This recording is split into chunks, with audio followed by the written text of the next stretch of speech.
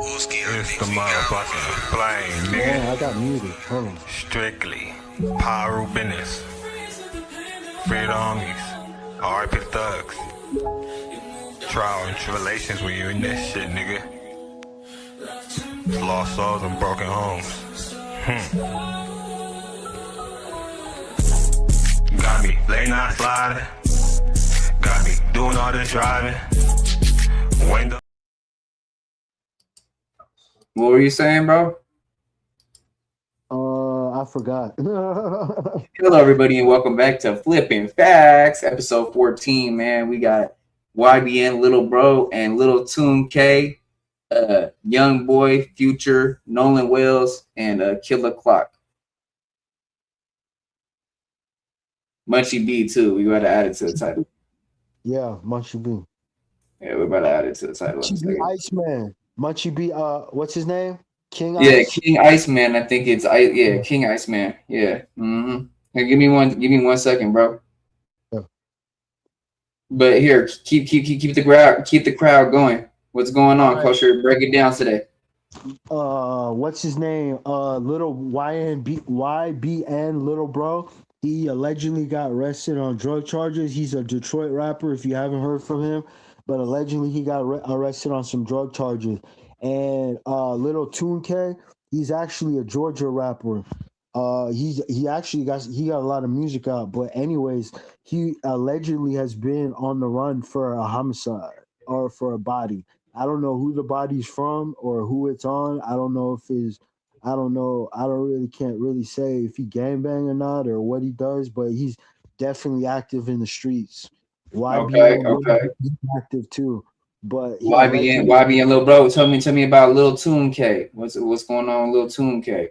He's a Georgia He's a Georgia rapper. Allegedly, he had a warrant out for a couple months for a homicide. I don't know how he's involved. I don't know how he's involved in it because I didn't really have time to research it. I guess we'll all find out together. And then we got NBA YoungBoy and verse Future. Yup, they're going at it. Young boy done called out Future, man. Young boy done called out Future, man. Yeah, but hey, did you see him call out Blueface too and call Clarissa the B word and all that? Blueface's baby moms, right? Nah, I'm talking about Blueface's mom, bro. Oh, his mom? Oh, yeah, he called out his mom. He called his mom the B word. Oh, okay. And Future had a song drop today. I think I don't know if it was a song or an album, but what was it called? I can't remember what the song name was. Damn. It's like a weird name. It's like a real weird name. Y'all think his music is gonna flop? Who? Because I'll be a lot of rappers who are releasing music right now. I'm not talking about YoungBoy. I'm talking about other rappers other than YoungBoy and Lil Durk. Yeah, but who are you talking? Oh, okay. Other rappers, yeah. Flopping. Their music is flopping bad. Like Lizzo, she's like a singer, right? She's like pretty. Yeah, I know what she. Yeah. Her music flopped too. She only sold 23,000 units in a month. So a lot of music artists, they're taking big, heavy hits right now. And we got the last one, I think it's but it's Munchie B. Oh, no, my bad. Nolan Wells. New footage came out of him before he was found in that island. He allegedly went to a private pool party. So there's footage of that. It's new footage by one of his friends. It released the footage. And another topic is a dude named KILLA Clock. I'm not being disrespectful. I know what Clock is, but his name is KILLA Clock. Anyways, he got unalived a few days ago. Tell him where he's from, though. You got to tell him where he's from, Kosher. Where? Oh, he's from 107 Hoover. 7 Hoover, yeah. He's 107 Hoover. And so what we're gonna do is we're gonna break down Respectable Rants video that he did on it. Rest in paradise to that man, though. Yeah, and then we got Munchie B versus King Iceman. Yeah, from out of the East Coast Crips. Yeah, or some people call him Iceman, but Iceman, it's King Iceman. Yeah, Easy up in the chat. We got Easy in the chat. Shout out to Easy in the chat. Yeah, what's up, Easy? What's going on, dog? Hey, Hey, appreciate so you showing up. yeah. Okay, so what's the first one? Culture YBN, little bro. Yeah, that's what it says in the title. Yeah, Yep. That's oh Detroit shit, rap. we forgot about the basketball player, bro. Oh yeah, damn. Just add it to the title later. Don't worry about it. Hey, All don't worry right, about it. Just add it to the title. all right, all right. Unless you But want but to do but it. but where's the YBN little bro video at though? What channel is it on? I didn't find a video for it. You're gonna have to search it. All right, it's good. That's why I was telling you to search it first before we got on here. But it's All right, good. what Don't should I worry. put though? YBN little bro. What happened? YBN bro, YBN little bro drug charges, arrested drug charges, or YBN Good. little arrested. It just put drugs. Hold on, arrested. I don't know. Yeah, There might not be nothing on it. I might have to search it on Google, huh? You want me to just pull it up on Google? nah, just try it on YouTube first since you already got it open.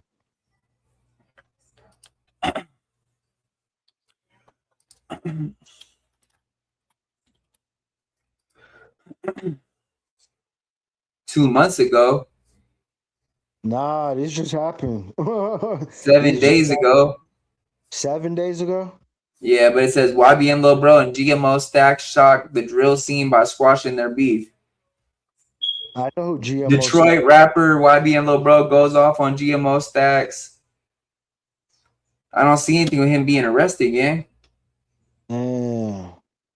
Yeah, I'm gonna put it on Google. Let's put it on Google. All right. Yeah. All right. Hold on. Nah, he 100% got arrested. I saw the mugshot. All right. Yeah. Well, we gonna break it down. We gonna talk about it, gang. Yeah. There's some stuff they want to see anyway. They've been wanting us to break some stuff down and read some shit. Detroit rapper YBN Lil Bro was here. We gonna pull it up. Do you know who GMO Stacks is? Yeah, Oh, okay. Nah, I didn't know. Okay. I do, but I don't know if the crowd does. You break it down. Who is he? GMO Stack, Yeah. he's you could consider him a drill rapper. Actually, that dude got a lot of work ethic. I ain't gonna lie. He got a lot of music out, but a lot of people he's kind of slept on. He's kind of slept on. And if I believe correctly, I think he's from Florida. I kind of want to say Okay. he's from Florida, but he might be living someplace else though. But Okay. he was from Florida. Okay. Let's read the incident. Detroit rapper YBN Lil Bro was arrested in Detroit following a police traffic stop. The arrest occurred after officers allegedly observed an illegal hand-to-hand exchange from across the street and subsequent mother, you know what I'm saying, bro. Searched his Subsequent. vehicle. Yeah, subsequently. Yeah, there you go. His Yeah. vehicle reportedly discovering suspected crack cocaine inside. Damn, gang. Damn, that nigga got caught with the hardware. Damn. Okay, let's read a little more. So the arrest and charges, incident details. Investigators stopped the rapper during a traffic stop triggered by the alleged illegal exchange. Charges. He was reportedly detained on drug-related charges, specifically possession of suspected cocaine or crack cocaine. Screenshots circulated online listed his bond at $1,500 cash. That's it. Yeah. That's nothing. Yeah, right. Like in those places, like Detroit and some of them places in Florida, their bond is not really high. It depend the municipality or the part of the city you get arrested in. Hold on, we gonna pull up this Facebook. This might have something for us. I can't just look at it without I don't have Facebook. Hold on. Hold on. Let me see. GMO stat. Okay, right here. Boom. YBN Lil Bro arrested on drug charges. Detroit rapper YBN Lil Bro has reportedly been arrested on drug-related charges. Details surrounding the case are still developing, and official court records are expected to provide more information as it becomes available. Damn, my boy getting that money, boy. That nigga got caught serving somebody, dude. Now, I'm gonna tell you right now, when that you see, we don't know the location where he did the transaction from, but from wherever it was, from wherever he did the transaction, when he hopped out the car and he went to go bust the person down, Yeah. he had his head on a swivel. That's why whenever, like when I used to be in the streets, if I ever bust somebody down, when I meet them, don't do it at a gas. Do not do that stuff at a gas station. Try to avoid doing it in shopping center. If you do it in a shopping center, do it in the back. But anyways, once you park and you see the person, make sure just sit for a minute and just look both ways and just look around to see if there's anybody in the car. Just like observe it. Like a lot of time when you sit in the car, you'll just notice somebody like, damn, why did that dude just sitting in the car like that? Yeah. I hear you. Go out, get out, and you go bust the person down. Or like that person's weight. You know what I'm saying? So Yeah. you gotta be wary.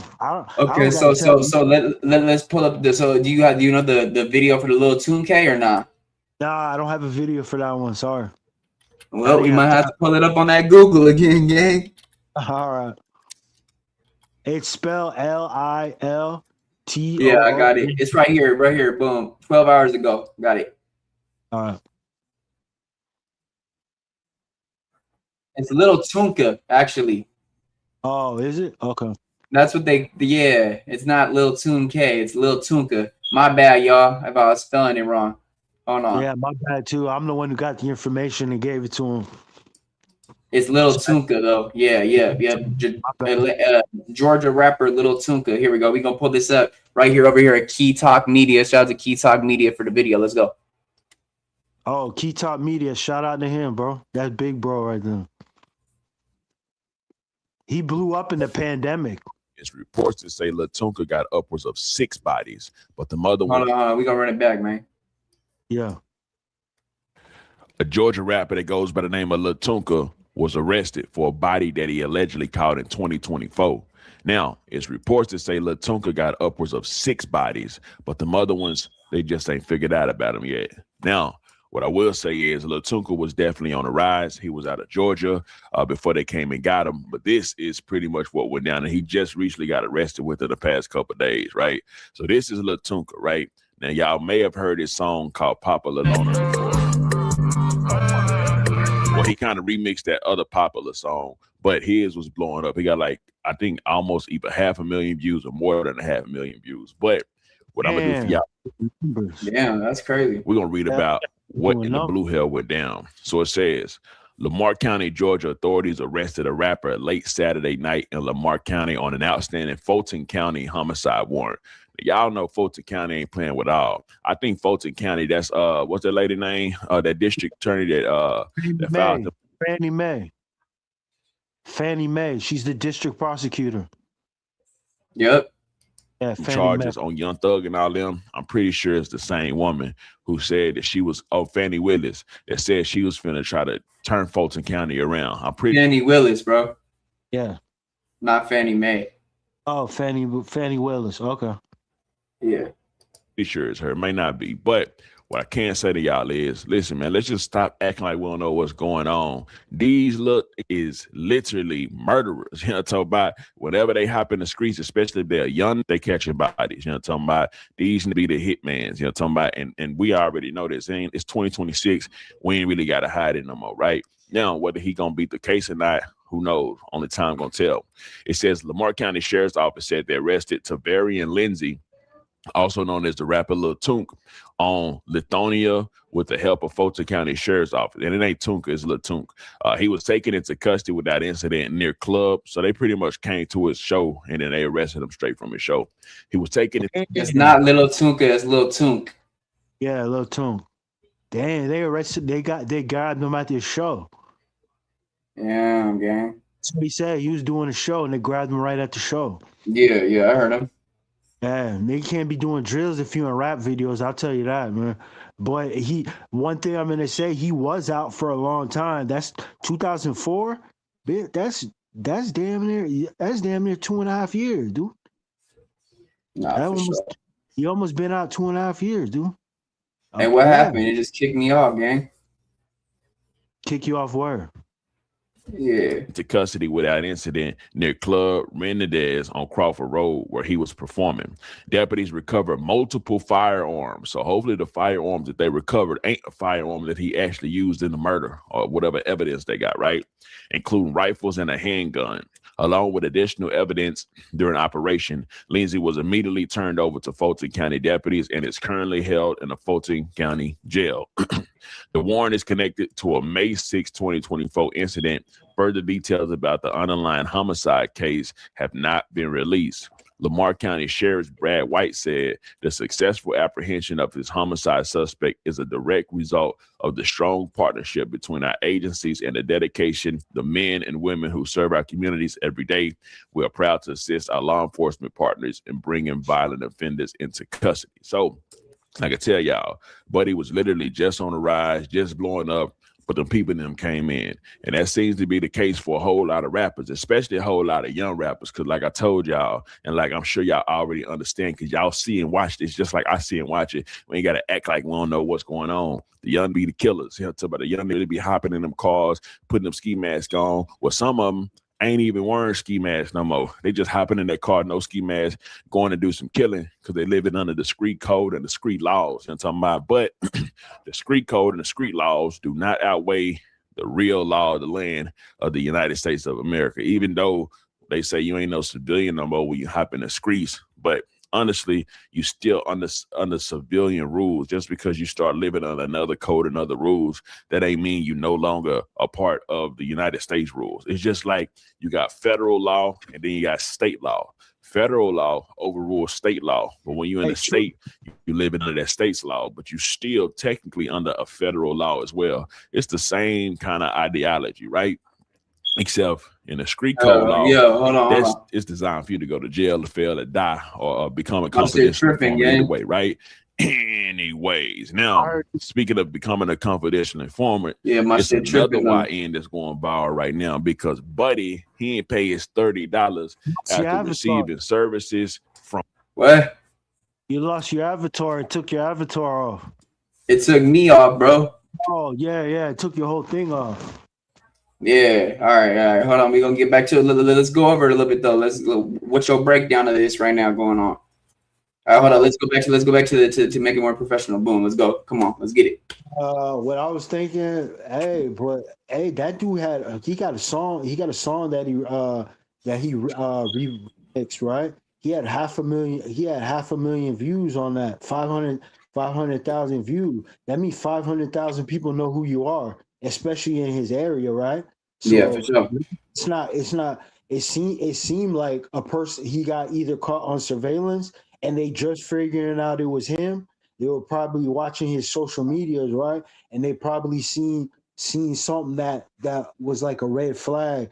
I highly doubt. I don't want to say. I want to give him credit. I don't think he would do a drill in his personal car. I'm going to give him benefit of the doubt. Yeah, that's real. That's real. Okay, so break it down a little bit. So exactly what happened, bro? They could have seen something in one of his on something on social media or in a video that ties him into it. It could have been some clothing. It could have been somebody else that was there at that time, or somebody that was on that scene actually seen him on social media and was like, man, you know what? I know who that is. That's the dude that hit up such and such. But these charges are alleged, right? But it took them 2.5 years to catch up with them. So that means they didn't have a very good case, or the case is very shaky, right? So they came across something that was able to get this homicide arrest. Okay. That's real. Okay, so basically what they found it in the video. I'm saying it has to be. It's been 2.5 years. If there's a homicide warrant for you, or you think if there's a homicide warrant for you, and they have evidence, they're coming to get you. It took them 2.5 years, so they didn't have evidence. Something, or maybe it could be a possibility. Somebody that he knows or allegedly knows got arrested, and now they want to make a deal and be like, "Hey, I got information on such and such. Hey, such and such did this." You know what I'm saying? So you never know. We gotta wait till the information come out. Nah, that's real. Okay, boom. So basically, they might have found something in the video. They might have found something on social media, but that's how he got arrested, because they had reason to suspect he has something. Yeah. And so why are they trying to tie him? But I don't understand why they're trying to tie him to this murder at this show, though. They're suspecting he did it. That's what I'm trying to say. They're Okay. suspecting he did it. And he's been out for 2.5 years, and they never even questioned him. You heard? They never even questioned him. So they found something, or somebody's talking, or somebody's trying to tie him to it. They already tied him to it because they arrested him, but it took him 2.5 years to come get him. You know what I'm saying? So he never even. I highly doubt that he knew that he had a warrant for his arrest for that long.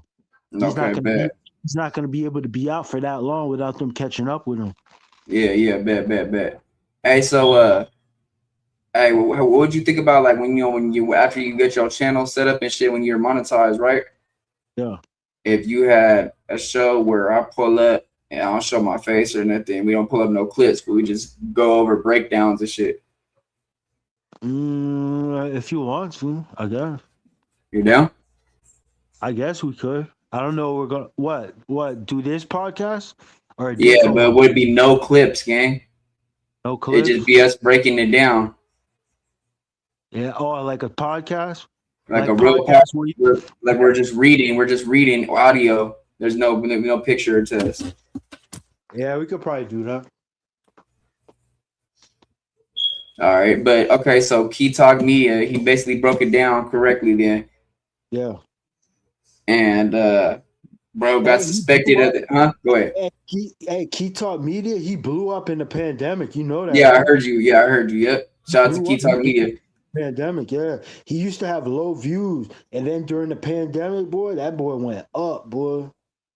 Yeah, for sure. Shout out to Key Talk Media. So what's it called? Like I said, they suspected him of this body, of this bee, of this hat, because of something on social media, correct? Yeah. Okay, so we on to the next one? Yep. Okay, boom. So YBN Future, let's get it. Yeah. Where's that at on? Who or where? YBN Future? Yeah. I don't know if I had a video for that. Did I? I have to look. Hold on, bro. I got it. I'm gonna find it. All right. Something will pop up. It's good, gang. You might be able to look up all urban central. I think I seen the video on there. It says NBA Herm responds to Doughboy threatening to slap young boy for distant future. Hold on. Let me go to all urban central. I'm already right there. Hold on. Yeah, but that's not the video. A young boy and Future going back and forth. Yeah, it's right here. It says NBA YoungBoy responds to Future and Doughboy banning him one day ago. Yeah, that's it. That's it right there. Let's go. I'm in South Korea by myself. I've been waiting to do this shit my whole life, lit boy. Come here. I'll tell you where I'm at. I'll meet you at the studio anyway. I will fuck out you. That's on my daughter's AI. You a lit boy. I remember you. You was a hoe and you known to cry. Say, I ain't been serving over a month. I don't smoke cigarettes. You bitch ass. I ain't pop a pill going on a month. I ain't smoke a cigarette in a month. Man, stop all that pussy ass drug this and addict that. Bring your gangsta ass here. Come anywhere I'm at and watch. And that tell me a lot about you and people. Like, I ain't no gangsters. That's why y'all can walk around the states like that. Say, Pluto ain't no gangster. Dude don't run around without security, especially not more than me. My boy, I just watch y'all. I just watch the world glorifies the most pussy and dummy shit that ever went on I ever seen in my life. Man, y'all can't even name. Y'all don't even know this boy for 5 songs. Y'all don't even know this man for 3 songs. Man, and y'all literally like go and find some pussy ass shit that was done by the man. You'll never trick me out of my position, man. I never let you nobody else. And we ain't going no chopper for chopper with no, because we don't play like that. We kept rappers. We ain't built like that. We ain't no murders, we ain't no none of that. It's good though. It ain't no beef. I don't want no problem with y'all. I'll fight you though if you want to. And I just want to f his roll out for all that whole ass shit he do behind the scenes. It's good though. What the fuck? Hold on. I didn't mean to do that. Let's get the fuck off that. All right, boom. All right, so YB's crashing, bro. Hey, you can hear me? What happened? Oh, okay. What happened? It kicked you out. Yeah, I got booted out. I'm back. All right, but yeah, YB's crashing, bro. YB's basically saying like, hey, Future, you ain't no real gangster like that. You feel me? You can't mob around without security like how I do. He said, Doughboy, the artist Doughboy. Yeah. He said, bro, and nobody knows 4 songs from him. He said, basically, we ain't no killers, no murderers, or nothing. We cap rappers, but I'll fight you, though. What you think about that? What you think about YB's response? Yeah. Damn, we ain't got nobody in here. Hey, share that shit on yours, bro. I don't know what's going on. They trying to shadow ban us or some shit? How come you didn't keep that same energy with Lil Durk? OTF. Nah, that's real, but you hear what I said? Ain't nobody in here, gang. We just had 2 people and then there's nobody now. Damn. I don't know what's going on. Huh? Yeah. That's weird. It's good though. Yeah. But who you YB is the bigger artist between him and Future. Nah, for sure. So he was talking about Doughboy too? Yeah. Okay. Yeah, all right, so go ahead. Future's a pretty big artist, but he's not big as YB. YB I think YB has 1 billion streams on YouTube. He got over. Yeah, for sure. Okay, so we done covering this YB Future shit. Yeah. Okay, so we just what do you think though? You think the Future's a gangster though? Oh, Future? No, he's not. Nah, he's not. He's a blood though. He might be under somebody, like, you know what I'm saying, but I don't think he's like in street activity like Young Boy is. Yeah, that's good. It's good. Okay, so boom. So we going to Nolan, huh? But Young Boy's not really in the street anymore either. He's doing. They're not. Yeah, they're not. Yeah, they're not. People around them are in the streets. Shout out to Hookah Anonymous for the next one, man. We got to get over here to this Nolan Wells. We're going to this Nolan Wells, right? That's the next one? Yeah. All right, so Nolan Wells. And then after that, we got Killer Clock and Munchie B and the Iceman shit. Yeah. Yeah. All right, let's go. Let's get it.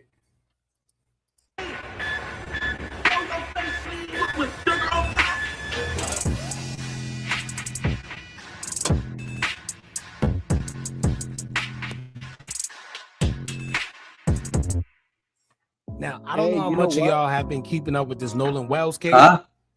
Hey, you know what? There was you probably should have played that Herm the Black Sheep one, but don't worry about it. We're good. You want me to?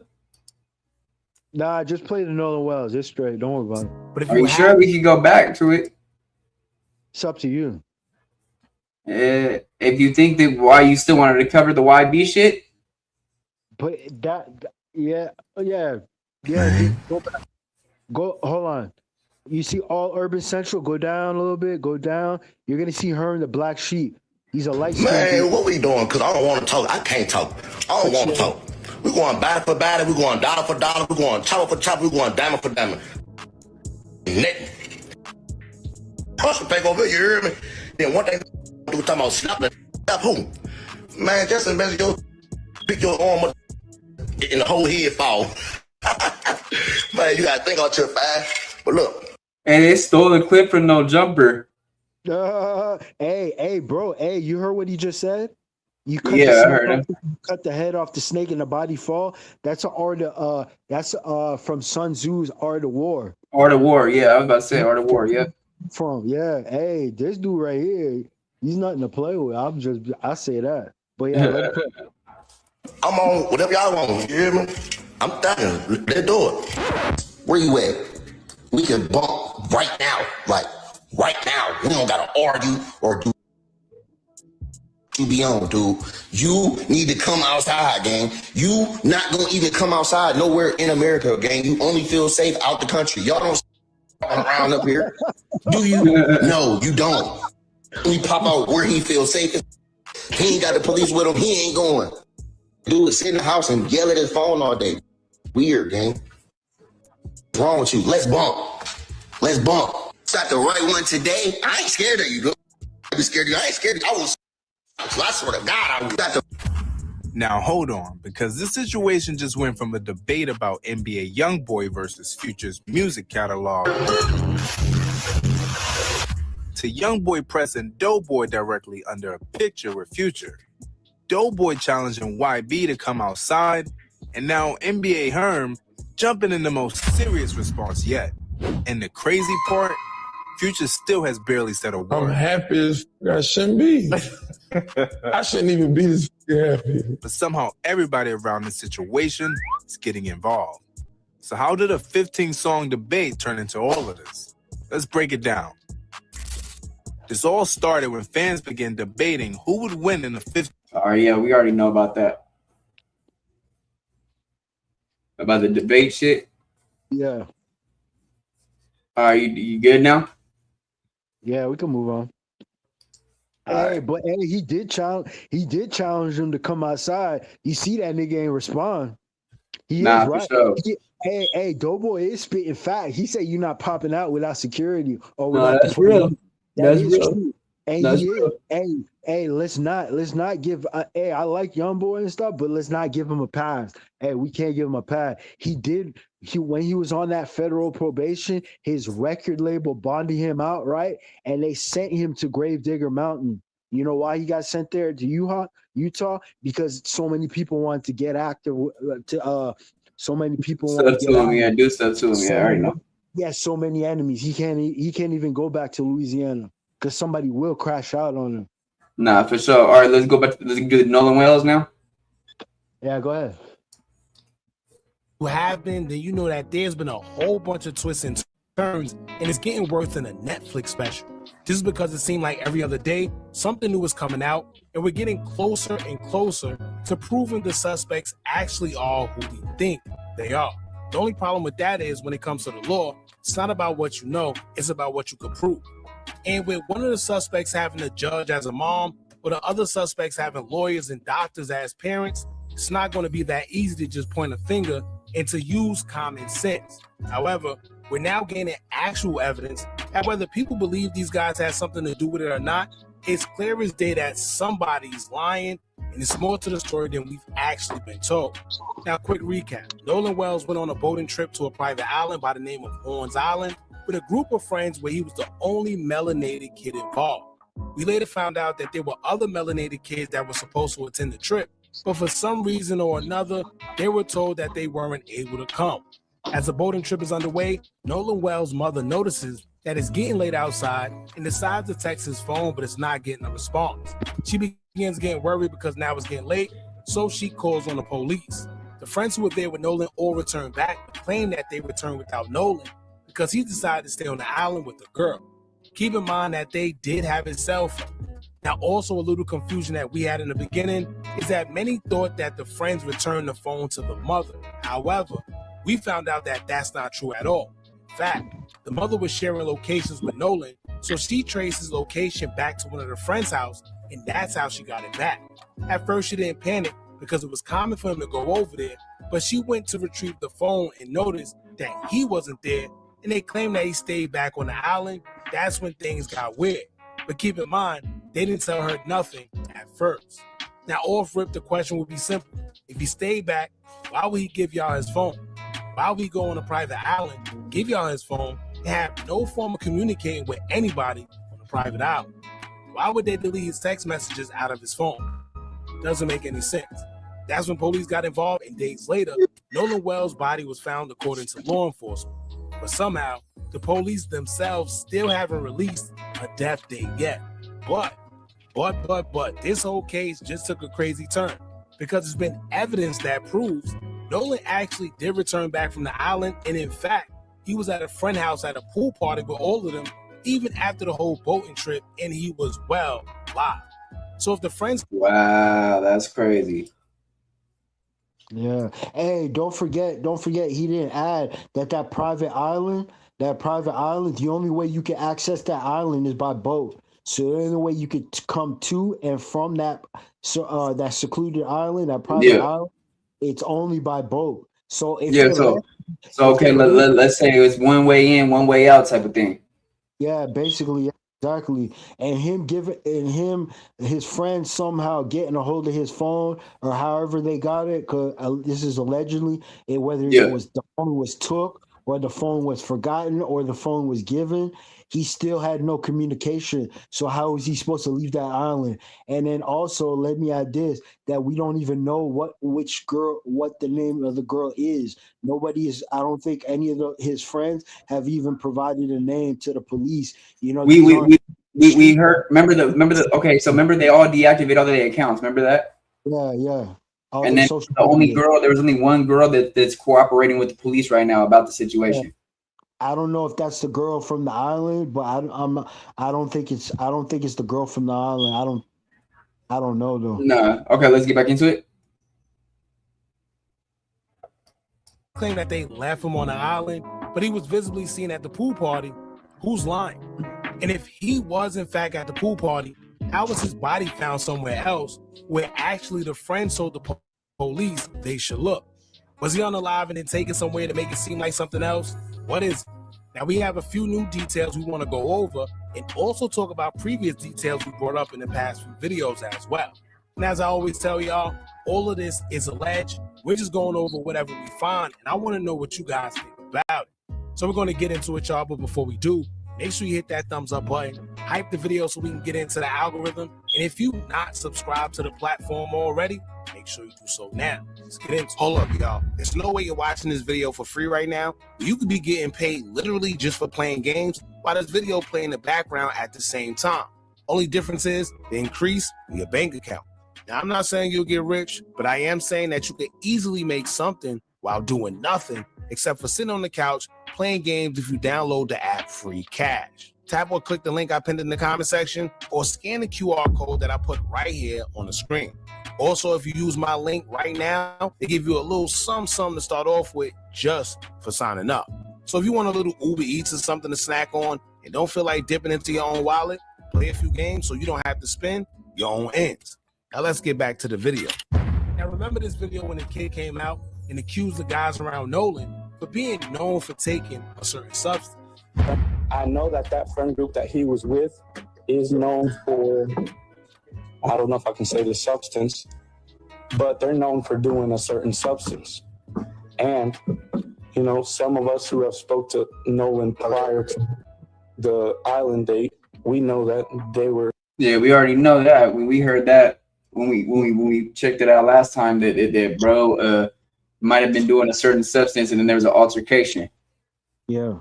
So okay, so far as that goes, right? This is his teammate, correct? Coming out talking. Yeah, he's friends with him too. His friend and his teammate. So he spent a lot of time with him. He's close with him, correct? Yeah.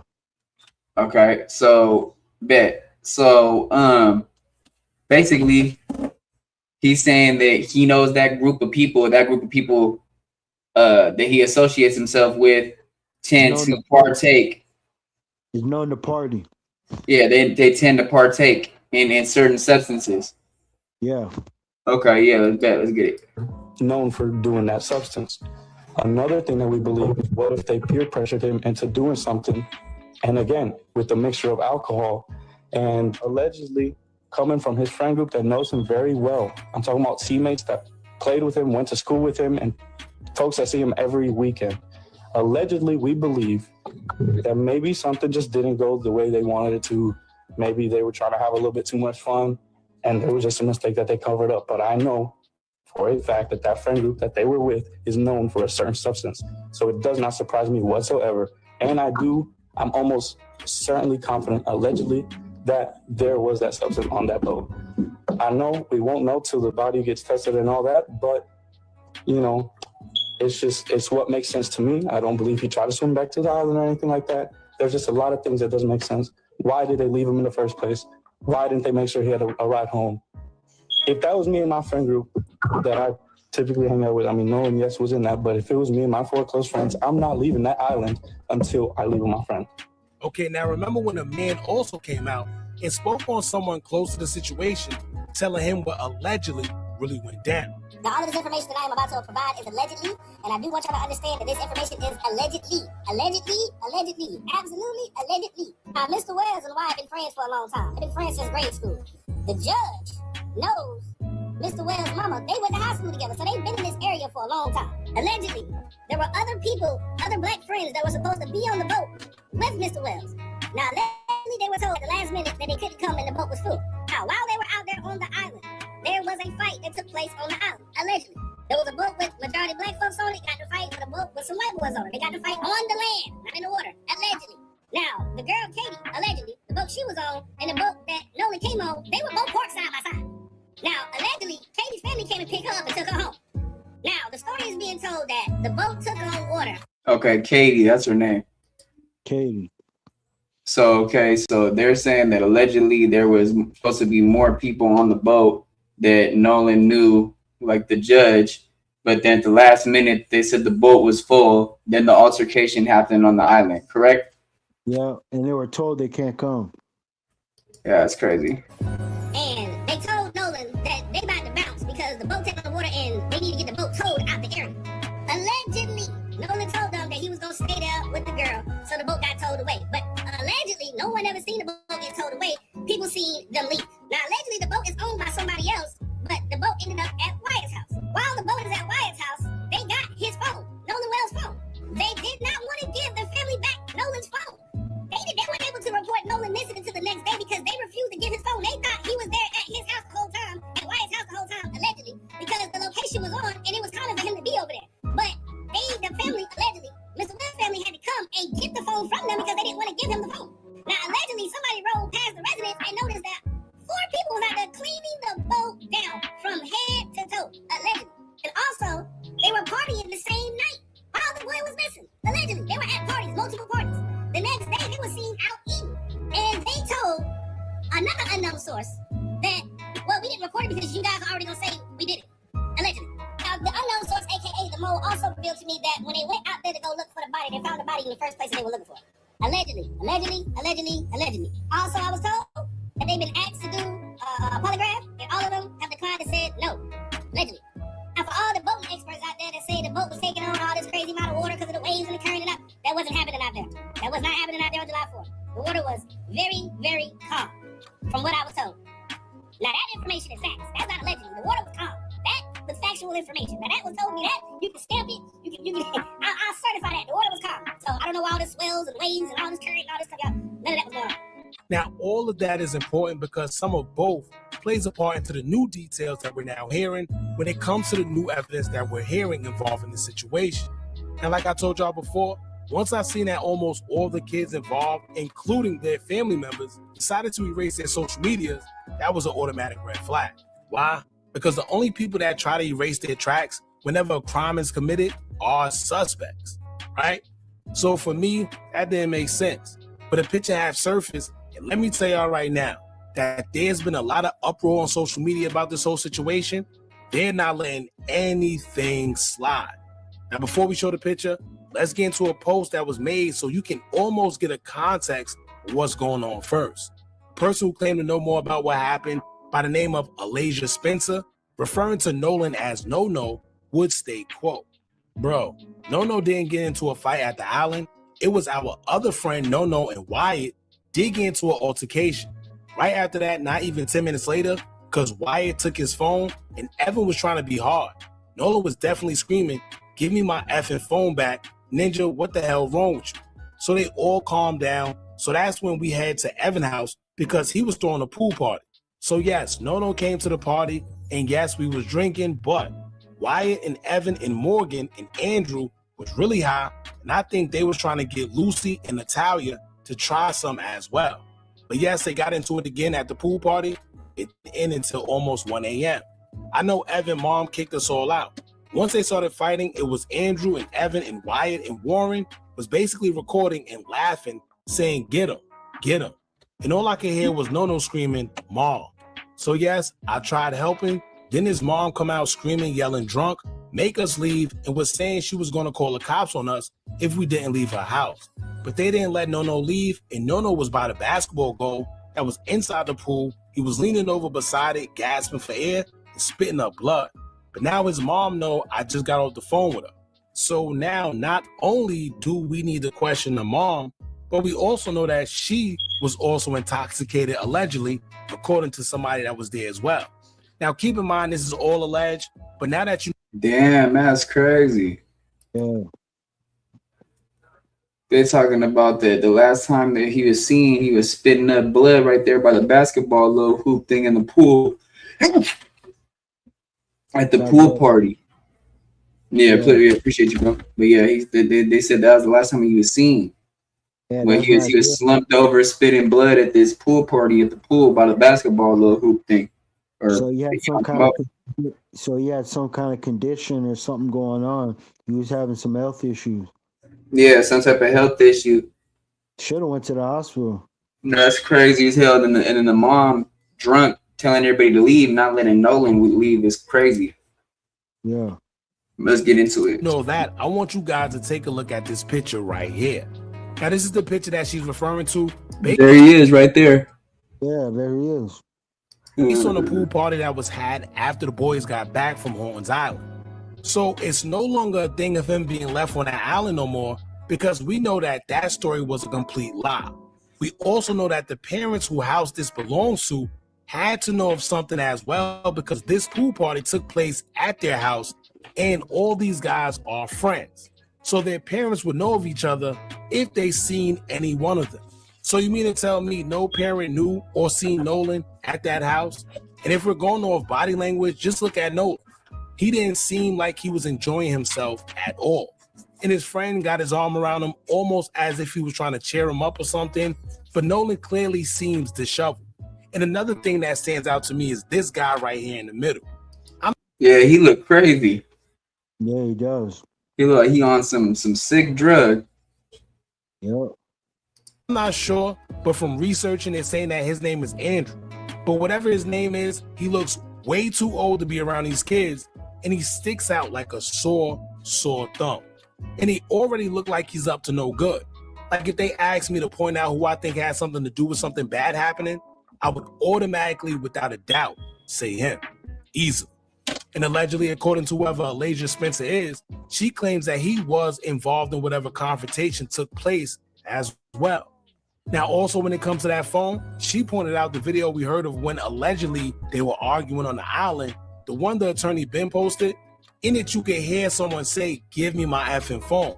I couldn't make out everything else, but I did hear somebody say, "Give me back my effing phone." And she would confirm that that was in fact Nolan, and they did in fact take his phone at that time.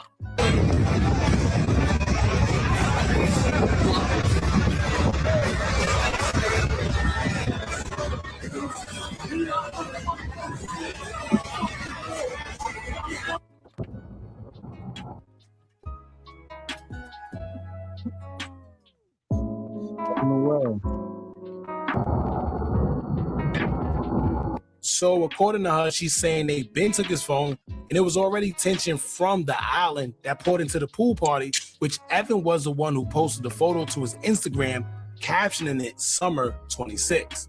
Now, of course, we will find out that the picture was later deleted. Why? Guess we'll just leave that for law enforcement. But a woman responding to the picture herself on social media will state, quote, "It's not a rumor. Boots on those necks immediately. What will the Ocean Springs sheriff say now? Lock the parents up too. Subpoena the security camera footage from the judges and the judges' neighbors' houses, because it is rumored the boat was brought there, which never made sense. Get Evan's home security footage too.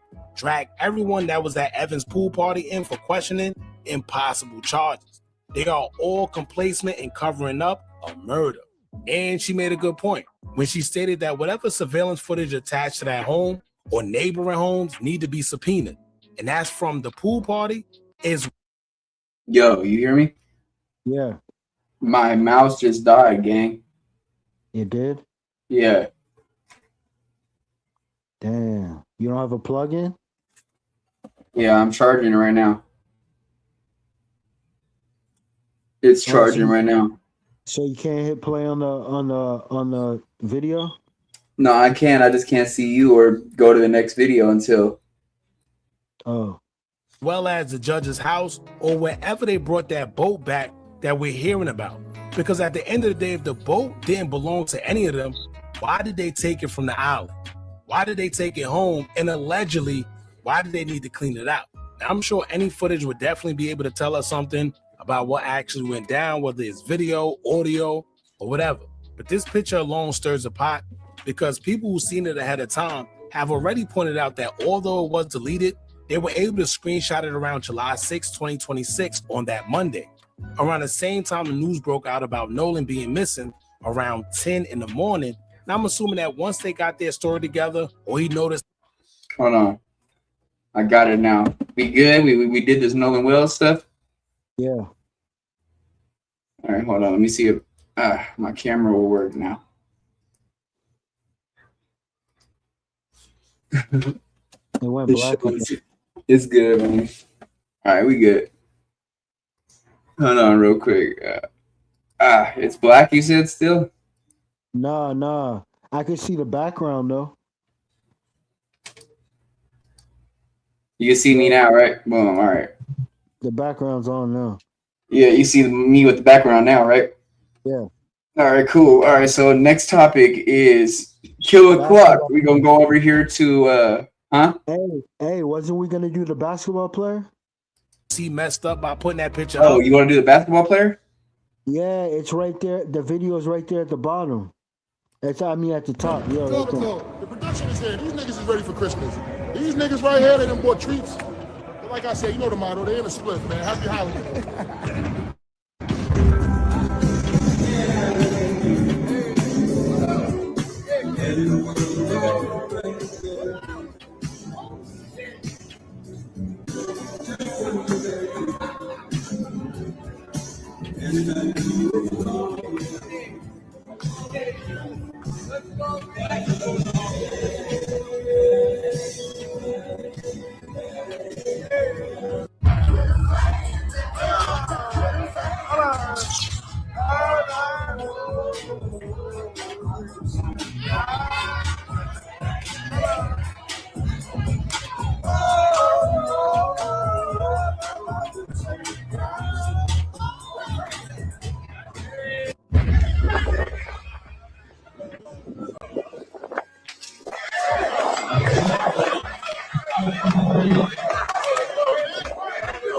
Is that his name? Kinu Rochford? Yeah, that's what it seemed like his name is. Okay, hold on. I'm about to put that on the title real quick. Go ahead.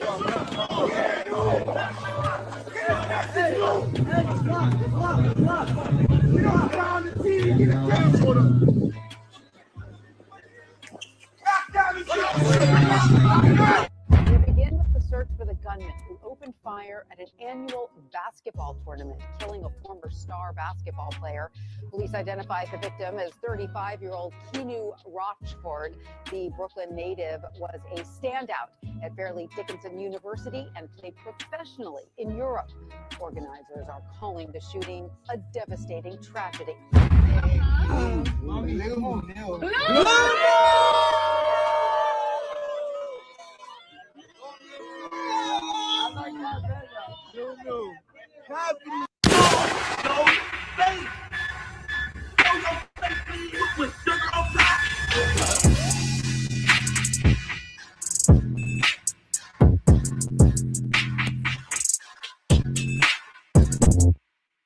It's been another deadly weekend in New York, as last week for the 4th of July weekend, there was a mass shooting at an amusement park called Coney Island located in Brooklyn.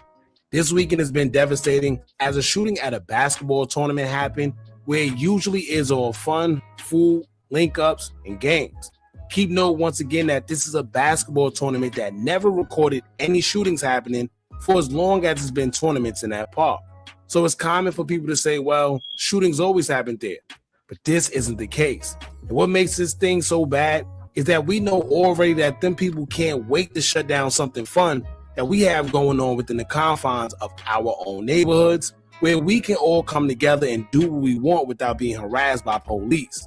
However, it seems like we always give them a reason, and the people that do these type of acts don't understand how many people you affect. See, it's hard as ever trying to get funding from the local. So, okay, it was a shooting at Coney Island? Yeah, at a basketball tournament. That dude, Rochford, he was playing overseas, right?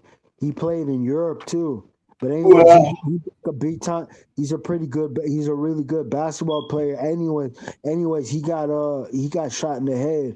I don't know if it was somebody else was the intended target, but somebody shot him in the head at point blank range in front of everybody. They don't have any suspects. Obviously. That's crazy. So what else do you know about the situation? Because if somebody crashes out like that, a lot of times, like somebody shoots somebody in public like that, it could be personal, you know what I'm saying? So a lot of people ain't gonna want to come forward, you know what I mean? But as far as I know, I don't think he's engaged in any street activity. As far as I know, he was pretty much a ball player, you know what I'm saying? So he counted as a civilian. You heard? Yeah, okay, but so how much else do you know about the situation? That's all I know right now. All right. Officials, because they swear that we don't need them or deserve them, or all we're going to do is mess it up anyway. So when we actually do get fundings and grants for things like new basketball courts, renovating parks, or even basketball tournaments to raise money for the players, when things like this happen, it look bad for the people that advocated for the funding. And usually it... Do you want to see it? I can put it back up on the screen. Yeah, see the video. All right. Goes from them actually getting the funding to no longer being able to. Now this weekend we lost a local street ball legend by the name of Kinu due to gun violence during the tournament. Minimal details have been given, but we're going to get into what we were told happened and a few things surrounding the incident. For starters, we're told that he had nothing to do with what actually happened, and the bullet that took his life wasn't even for him. Now I bring that up because throughout this channel, we're always advising people when they go out in large crowds to be very careful. Bullets don't got no name on them, and these days, it's becoming way too common. Hey, can you go back a couple seconds? Just a few seconds. Like maybe 3 to 5 seconds. For those bullets to miss their intended targets and strike people who didn't... Hold on, I can't. ...and have anything to do with anything. Yeah, I can't. Oh. Yeah, see? It's not letting me... And strike people who didn't have anything to do with anything. Nah, it looked like you were throwing up C's with 2 hands. I seen a lot of Crips throw that up, man, but I don't know if he's engaged. So someone lost a son, brother, cousin, nephew, possibly a dad. All of the strength of this happened and looked bad for the people that advocated for the funding. And usually it goes from them actually getting the funding to no longer being able to. Now this weekend we lost a local street ball legend by the name of Kinu due to gun violence during the tournament. Minimal details have been given, but we're going to get into what we were told happened and a few things surrounding the incident. For starters, we're told that he had nothing to do with what actually happened, and the bullet that took his life wasn't even for him. Now I bring that up because... Yeah, you throwing up Crip. Yeah, right? Yeah. I don't know. Because throughout this channel, we're always advising people when they go out in large crowds to be very careful. Bullets don't got no name on them, and these days, it's becoming way too common for those bullets to miss their intended targets and strike people who didn't have anything to do with anything. So someone lost a son, brother, cousin, nephew, or possibly a dad, all of the strength of someone else's drama. And as y'all know, there was a bunch of people that was there. They even had videos of Kinu's lifeless body on the ground circulating social media. However, no one is going to cooperate with law enforcement because that's just how the streets work. So we're going to get into what the news articles are saying about the incident and then get into the details that we know in regards to what actually happened. The ironic part, Kinu made a post in 2021 where he said he was done with New York and was never coming back. So it's crazy to see how things played out. We'll get into all that, but before we do, y'all, make sure you hit that thumbs up button, hype the video so we can get into the algorithm. And if you're not subscribed to the platform already, make sure you do so now. Let's get into it. Hold up, y'all. There's no way you're watching this video for free right now. Well, you could be getting paid literally just for playing games while this video play in the background. At this 2018, he was then playing Iceland, where he quickly became one of the best players. But by 2019, he was then playing Portugal, where he averaged 11.8 points and 10.2 rebounds in just 6 games. But his last professional international team involvement was in Southeast Europe, playing in the Kosovo Basketball Super League back in 2021. Now, despite his success playing all over the world, Beans kept a reputation of his own within the street ball community, playing street ball tournaments all around New York City. So it was common for him to go from borough to borough playing basketball, as everyone embraced him no matter where he went. This is what I be trying to say. Like, a lot of people don't know this way. Like, my determination. I'm not scared of the world. Like you said, I might come out one day with red hair. Oh yeah, oh bro, yeah. Laugh now. But at the end of the game, when you go home and you chill, you laugh, and yo, dude was crazy, but dude was hooping. You know what I mean? But you know what I mean? And that's like I said, like I always loved Dennis Rodman because it's like I want people to know I respect you coming out. You just came from a hard day of work, 8 hours. Yo, what's up? Oh, we going to Gersh. See these people, like, you don't know us as a couple of disabled people on Gersh. I go talk to them first. Hey, yo, what's up? Yo, bro, we are blessed in so many ways. But it's like I respect the big homies. You know, Kayvon is my I always look up to K. I look up to Gary Irving. I look up to all these guys. But it's like it gets over because you're from Brooklyn. So I'm not gonna look up to you the way I can. It's always perceived as, oh, you hating. We playing ball, bro. We not out here trying to, you know what I mean? Like you said. So at the end of the day, we all competitive. We want to win. However, opening night of a basketball tournament by the name of Kingdom, located on 70th Lenox Ave. It's a tournament that has been around for years. However, it's not funded by the city, nor do we know of any proper permits being acquired to run a tournament, which is a reason why some of the public are pointing out to when it comes to what happened during the opening night. Now, according to sources, it was opening night for Kingdom's infamous basketball tournament, where people from all over Queens, Brooklyn, Harlem, Bronx, and others come to play basketball. It's usually a prize at the end, but the most important thing everyone played for is bragging rights and respect. As teams were set to play in their usual form, chaos would erupt and shots will begin firing. Now we're going to get into a news article breaking down what they believe happened, and then we're going to get into the rumors circulating the streets. Y'all can come to your own discernment on what you believe took place. Now, according to an ABC 7 article, it is state quote, a star on the basketball courts of New York City was unalived and 2 others were injured in the shooting during the annual basketball tournament in Harlem on Friday. Kinu Rochford of Brooklyn was shot in the head just before 10:30 p.m. on 70 Lenox Ave. A 28-year-old man was shot in the shin, and a 22-year-old woman was shot in the forearm, according to police. EMS rushed Rochford to the hospital in critical condition, where he was later pronounced deceased, police said. The other 2 victims were taken to the hospital in stable condition.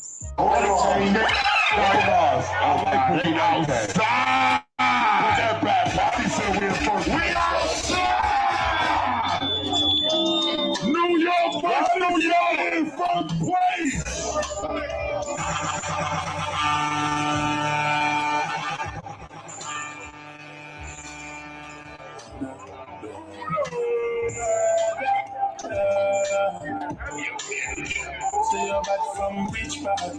Basketball tournament in Harlem.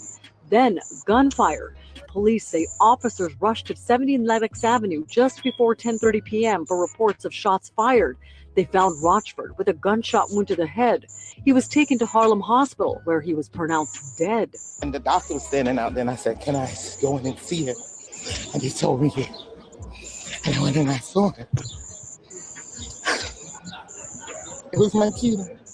Investigators say a 28-year-old man was also shot in the leg, and a 22-year-old woman was shot in the forearm. Both are expected to recover. Yeah, that's his mom. That's his mom. Damn, man. That's crazy. She rest in paradise to this man. He got shot in front of his mom then. No, he didn't get shot in front of his mom. His mom just went to the hospital.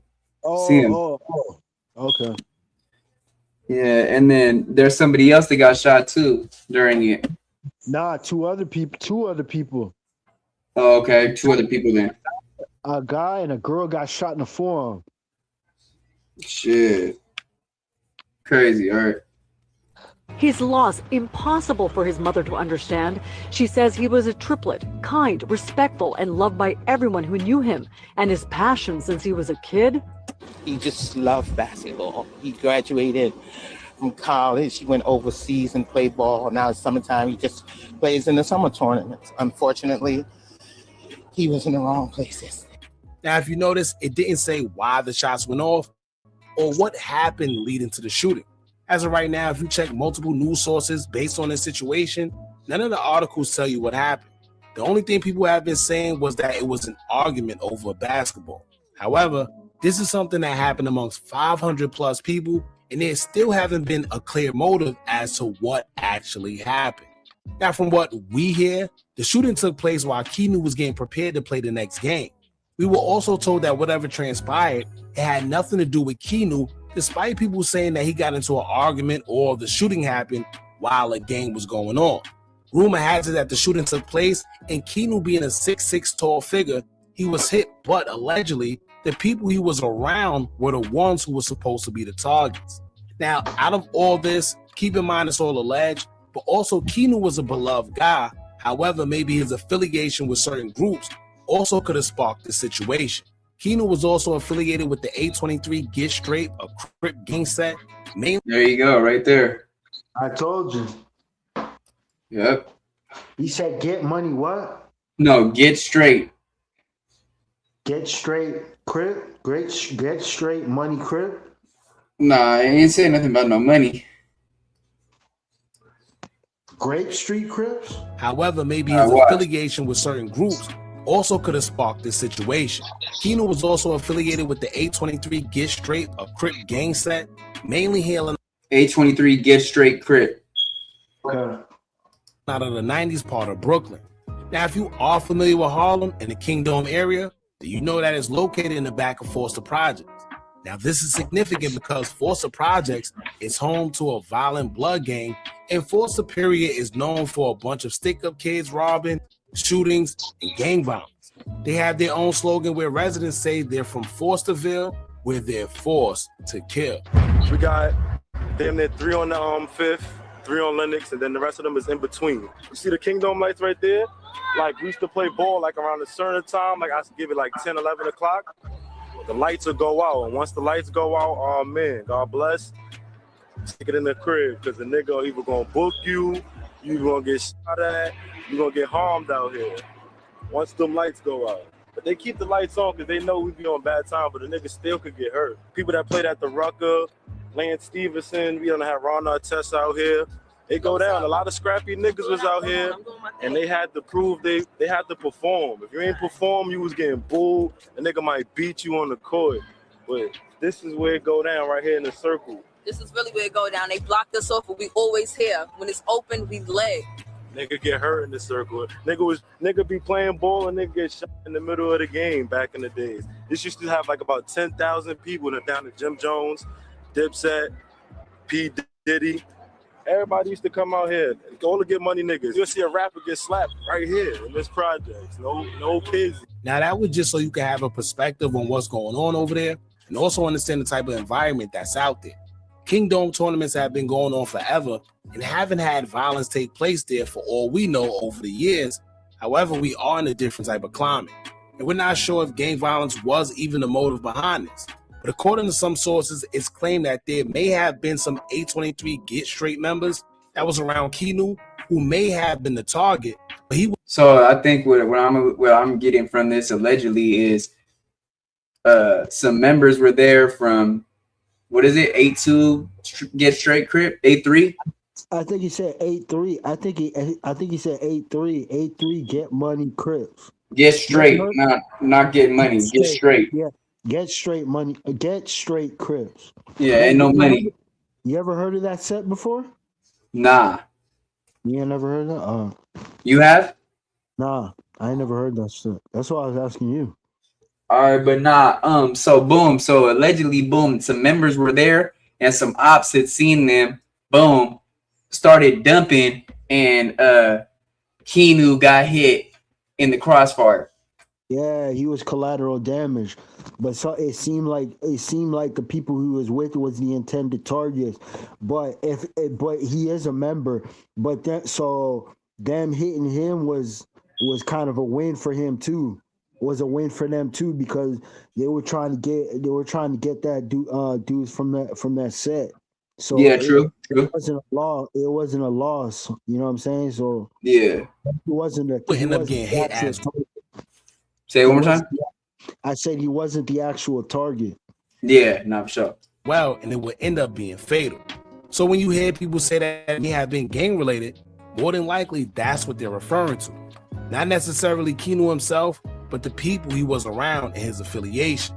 And speaking of affiliation, popular socialite CC, most known for his online live series throughout the pandemic called The CC Show, he's from the Foster Projects himself, and he would quickly shoot down the rumors of them or anybody having something to do with it. As he would take to his IG story, he would say, quote, "For the people who don't know what happened and just blaming the projects, chill, y'all. Kinu played for us, Team High, for almost 4 years. We treat him like family when he come uptown. Everybody could vouch. Anybody from Brooklyn that comes to my neighborhood, I put them first. As far as people in the crowd having problems, it's uncontrollable. It's a street ball basketball game. People come from everywhere. Don't blame Kingdom, security, or the cops. Kinu ain't have no problems with nobody. He sat in my projects comfortable, smoking and joking like he always do. Ninjas jeopardize our community and tournament over nonsense. That's why they say, please leave the beef at home if you're coming to watch these games. Rest in peace to my big bro, man. And deep condolences to his family and the whole Brooklyn basketball community. Whatever is needed, me and my whole hood, we will be willing to help. I'm speaking for all of us. I pray that summer basketball can continue in peace and the love of one of the best bigs, my guy, Kinu." Now, if y'all remember, I told y'all before during the video we did involving Primo and Kimi Baller, where there's always been a feud between Harlem or just uptown period in Brooklyn. This situation here is no different, which is why you have a whole bunch of people that are now pointing fingers at Harlem, claiming that Harlem did bad.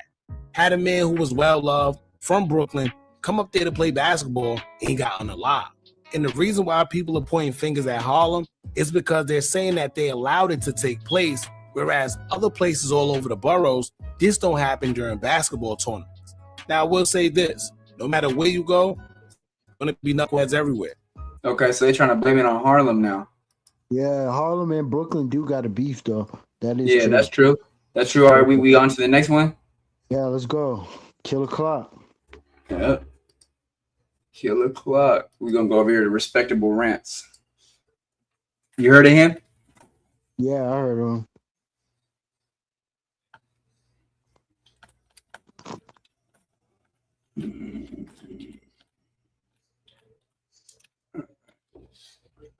Here he goes. Oh, it says surveillance footage and breakdown. Well, hey, is both of those videos from Respectable Rants? Yeah.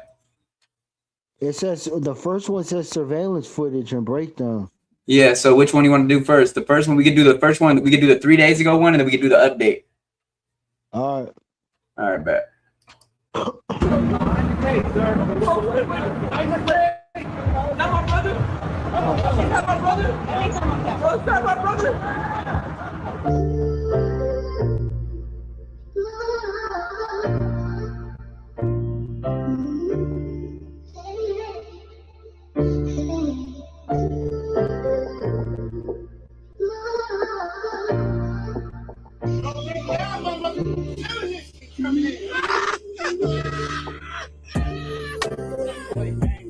The investigation started just after 1 this morning, but homicide detectives at the LA County Sheriff's Office made it clear early on they had a lot of work to do.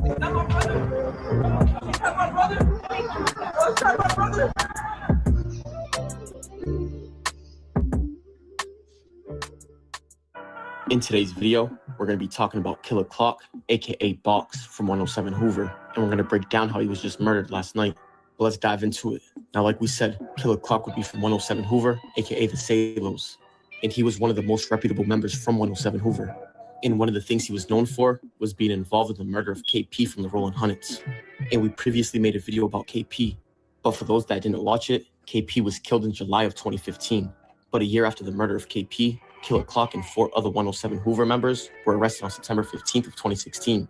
They all sat in the county jail for about 5 years, but on October 29th of 2021, Killer Clock and his other co-defendants would take a plea deal of voluntary manslaughter. And on that same day of October 29th of 2021, they would sentence him to 12 years in the state prison. He then sat in prison for about 4 years, but he was released on June 17th of 2025. He was released on that day after having a total credit of 3,195 days plus 208. Damn, he was only out for a year, gang.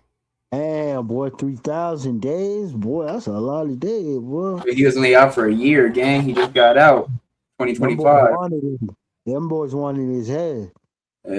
Days of good time. Sadly, a year after his release, Killer Clock was just recently murdered, and he was shot and killed on. Just after his release, a year after his release, he got murdered, bro. Yeah, you heard what I said? What? I said, get back, he ain't got no time limit. Oh, yeah, for sure. July 10th of 2026, the shooting happened on 102nd and South Vermont Ave, and the call came in around 12:30 in the morning. It would take paramedics 19 minutes to arrive to the scene, but when they arrived, they would say that Killer Clock was unresponsive. Witnesses reported hearing multiple gunshots and seeing one male fleeing from the scene. And they would say that a white van might be connected to the incident, and it was seen driving northbound. They would then later say that a white Chrysler may be connected to the shooting.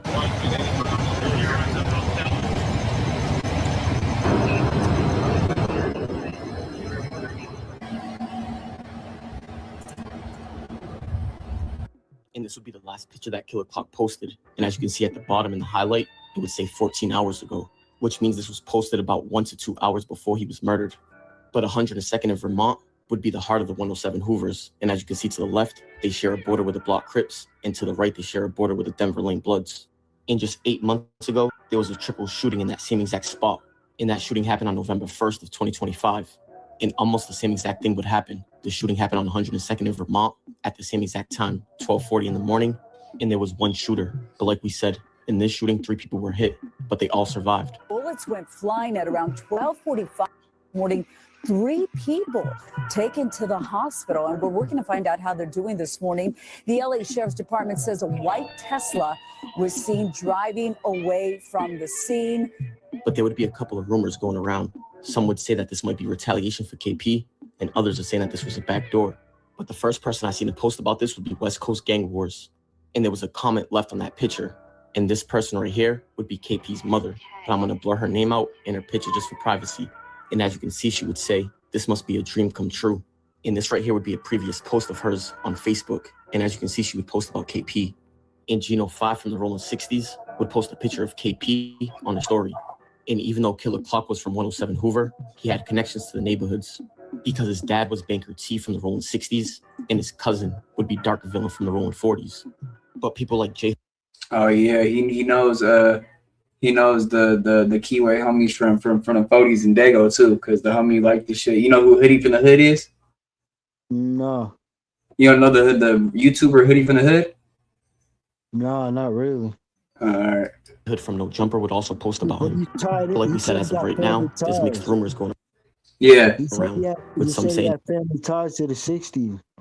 Yeah, not just the 60s, to the 40s too. Oh yeah. It's retaliation, and some saying it's a backdoor. And this would be a post today from somebody on the story saying these people would groove a homie before they groove a op with a snake emoji. I'm not faking it, homie. I'm telling y'all, man, this shit is janky, bro. Janky. Listen, niggas out here broke. They catching niggas out for lopes to get smoked. That's my theory. I wouldn't put it past nobody no more. Telling you, bro, niggas gotta. This shit just ain't right, y'all. You can tell, bro. This shit just feel wrong. Man, homie. Man. And Tunchi 5 from the Rolling Hundreds would post the Backdoor by Little Dark song with the smoke emoji. But that right there is gonna wrap it up for the story of Killer Clock, aka Box from 107 Hoover. And I'll keep y'all updated. All right, we're gonna go to the update now. On any arrest coming. But that right there is gonna wrap it up. We're gonna go to the update now. Yeah.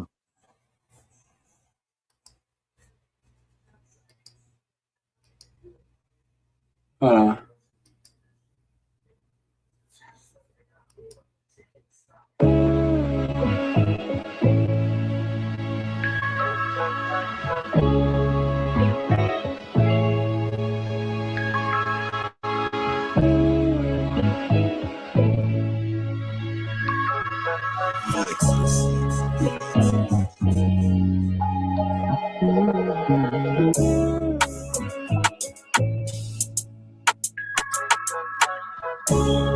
Oh shit!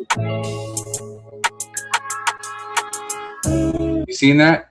Yeah, I seen that. Play it again All right. if you can. Really at the top of the screen. See, he's looking out. Now he ducked down. He was Yeah. running.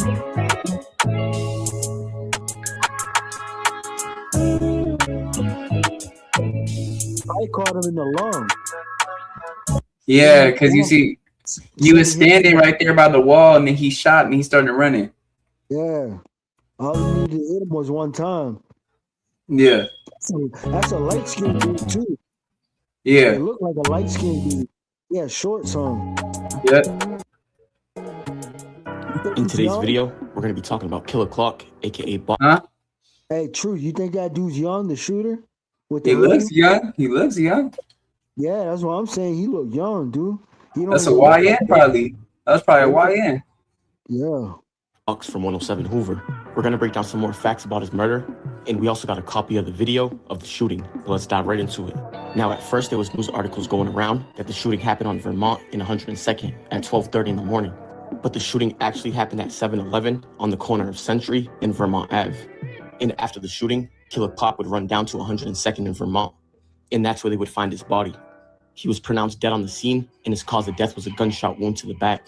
And this right here would be the 7-Eleven where the shooting took place, and this would also be in the heart of the 107 Hoovers. And as you can see, 2 streets away would be 102nd. And this right here would be surveillance video of what transpired that night. And as you can see in the top left-hand corner, it would say July 10th of 2026. And the time of this was 12:21 in the morning.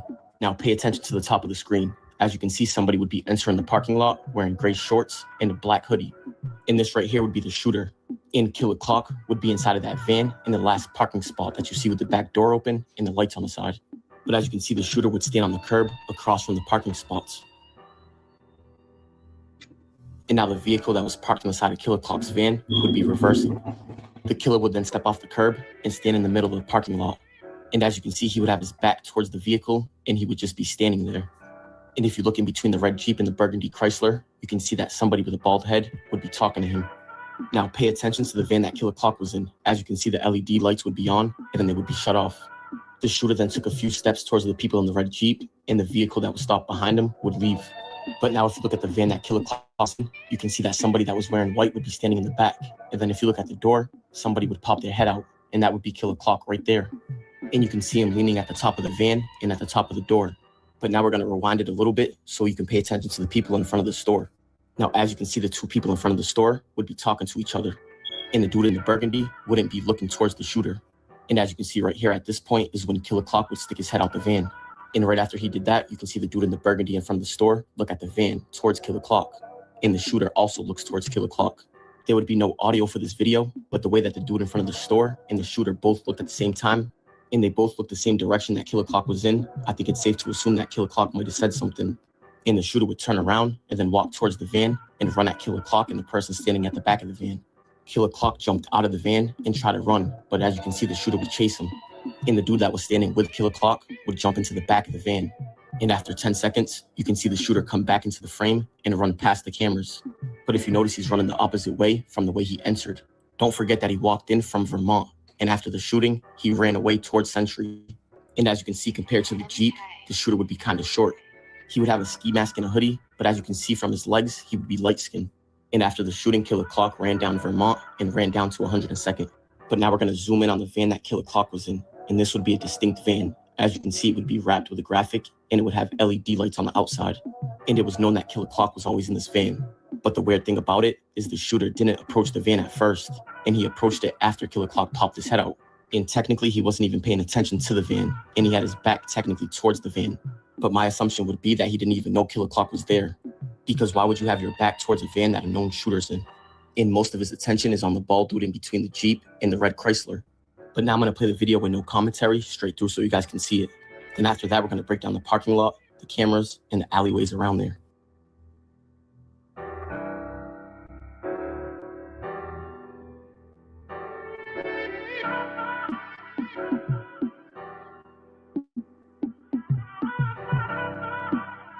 Yeah, that dude creeping right there. Yeah.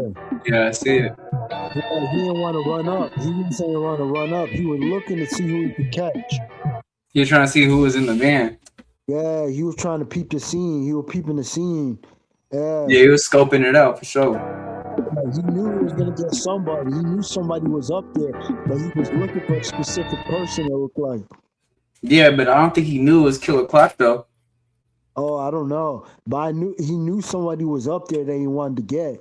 He just, hey, you see that car? You see how that car backed up? You see the headlights right there?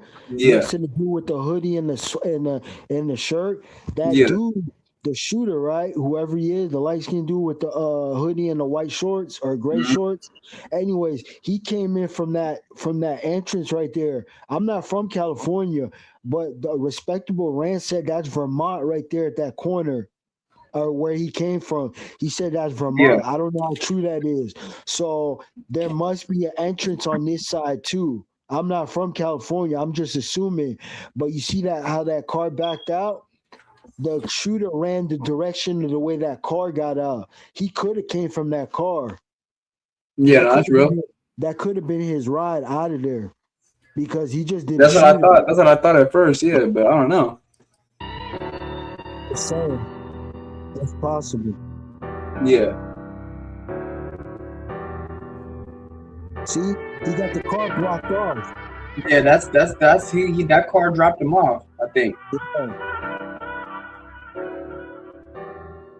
Look how he's looking. He got his hands in his hood and he's looking around. Look. I see it. He's creeping. He's creeping. Now he ducked down and he ran. See? That dude's fast. I seen it. Yeah, that dude ducked down and ran fast. And there was one other person in that van. And this right here would be where the shooter entered on Vermont. And to the left would be where Killer Clock in the van was. Yeah, that's what I'm saying. Killer Clock's friend was in the van with him. Yeah, there was two people there. Parked. But like we said, after he shot him running towards Vermont, the shooter would turn around and run towards Century.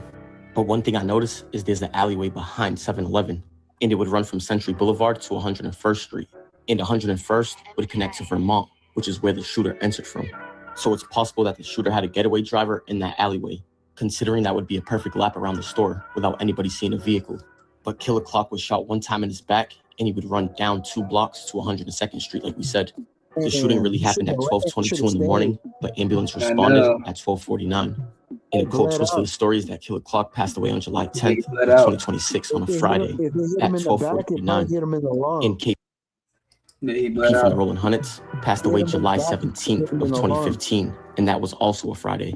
And KP was shot around 12:45 in the morning, and they were both chased down by their shooters. But Killer Clock was the left-handed shooter on the KP case.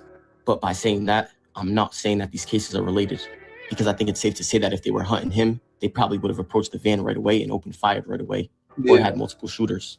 And by the shooter approaching the other people wearing a ski mask and a hoodie, it just alerts Killer Clock that somebody's in the parking lot with a ski mask and a hoodie, which would give Killer Clock the upper hand, because as you can see, he popped his head out, and the shooter didn't even know until he said something. And that's when everybody in the parking lot looked towards the van. But my guess would be that Killer Clock didn't have a gun on him that night, and that the shooter was probably in the parking lot tripping on the older people, and he was probably just looking for any Hoover and happened to run into Killer Clock. Because like we said, there was no audio, so we don't know what was exchanged between the shooter and the dude in between the Jeep. The dude in between the Jeep could have said he didn't bang. But let me know what you guys think in the comments on what you think transpired then. Yeah, he was fast, bro. Hell yeah, that nigga was swift, boy. He dug down and then popped out right at the back of that van. But I got a question, Truth. Hey, you blow it back up? Blow the picture back up again? Yeah. Okay, you see that pickup truck right there? The van's right there, and there's an empty parking space, right? Yeah. From where that car left. So if he ducked down and ran, and he came around that corner, and Killer Clock hopped out and jumped out and ran, right? Yeah. Why ain't that dude hit the dude in the van too? Why didn't he hit him too? That would have been 2 for 1. Yeah, I don't know. Well, no, because remember the other guy in the van, he ran to the back, bro, when Killer Clock put his head out. And then once the dude shot Killer Clock, he just ran off. Oh, so he didn't stay in the van. He ran out the van. Who? Killer Clock? No, I'm talking about the other guy, not Killer Clock. The other guy never got out the van. He just went to the back. He just went to the back of the van and decked down. Maybe you didn't see him. Yeah. Night. And like we said, we're going to keep you guys updated if any arrests come. I don't know. But that right there is going to wrap it up for this video. And I appreciate you guys for tuning in. Comment, like, and subscribe. I appreciate y'all. It's respectable rank. Rest in peace to Killer Clock, man. All right, let's go over here to this Two Gangster for YouTube.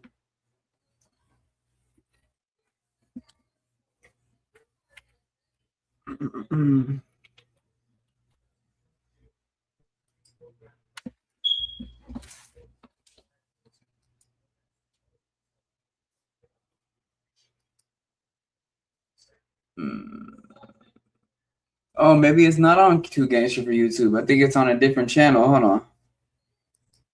What are you looking for? Mushy B, Iceman shit. Nah, that's not Two Gangster for YouTube. I don't know what channel that is. Hold on. It didn't look like it. Let me see if I see,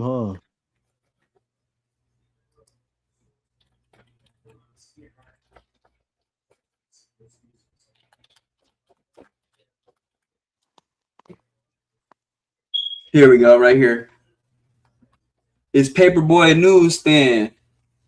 Oh. Here the delivery or daily report.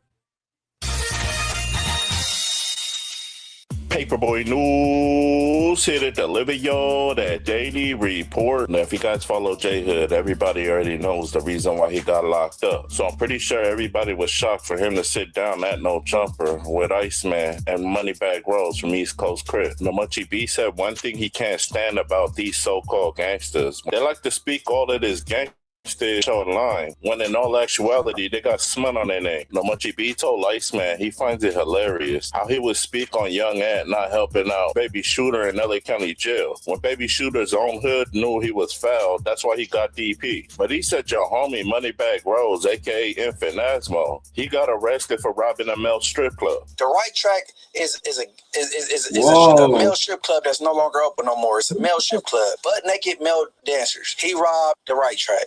Who put this shit together for Fat Cuz? Moneybag Rose robbed a male strip club. What? Yo, get out of here, dude. That's crazy. Bag Rose, aka Asmo, to rob the Right Track. I don't know how much money was in there. It could have been some money. I don't know. But to rob the naked male club, I don't know if your boyfriend got you mad.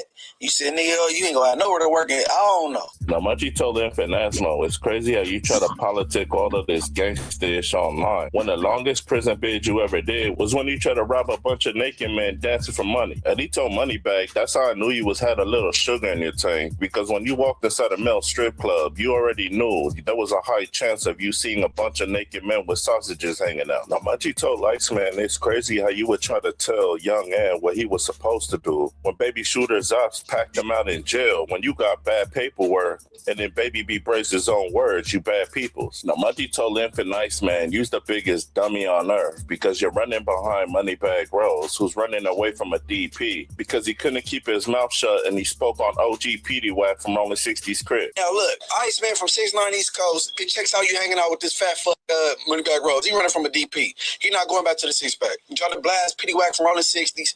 Petey Wack, a reputable member from Rolling 60s, got ties to the East Coast. The East Coast was a felony. They want Asmo, aka Moneybag Rose, to pull up like Huggies, come catch your DP, and he's running. No, Munchie told Iceman, it's hilarious how you try to tell Young and Hefe how things are supposed to run when you hit LA County jail and prison, when you couldn't do the same damn thing when you was in the same situation. You got sentenced to life without parole, and then the other guy's life with 33 months and 8 months, 33 years and 8 months, and you out now. Iceman. No, Munchie told Iceman, you got served back-to-back life sentences, so how in the hell are you out now? And he told the East Coast Crib he should definitely get dealt with for still claiming EC, because he definitely did some snitching to be free. Say, was at the cash register. Douglas demanded the money, telling Puente to hurry up and give us some money faster. Puente smiled and reached under the counter. Douglas twice ordered Puente to put his hands on the counter. Puente did not obey Douglas' orders. Sandman shot Puente. As Douglas put it, my partner, Sandman, pulled the trigger because we thought he was reaching for a gun. Snitching. Oh Lord. That's a whole statement, gang. Damn, that dude had back-to-back life sentences. Damn. He's out now. Yeah, he for sure was telling, gang.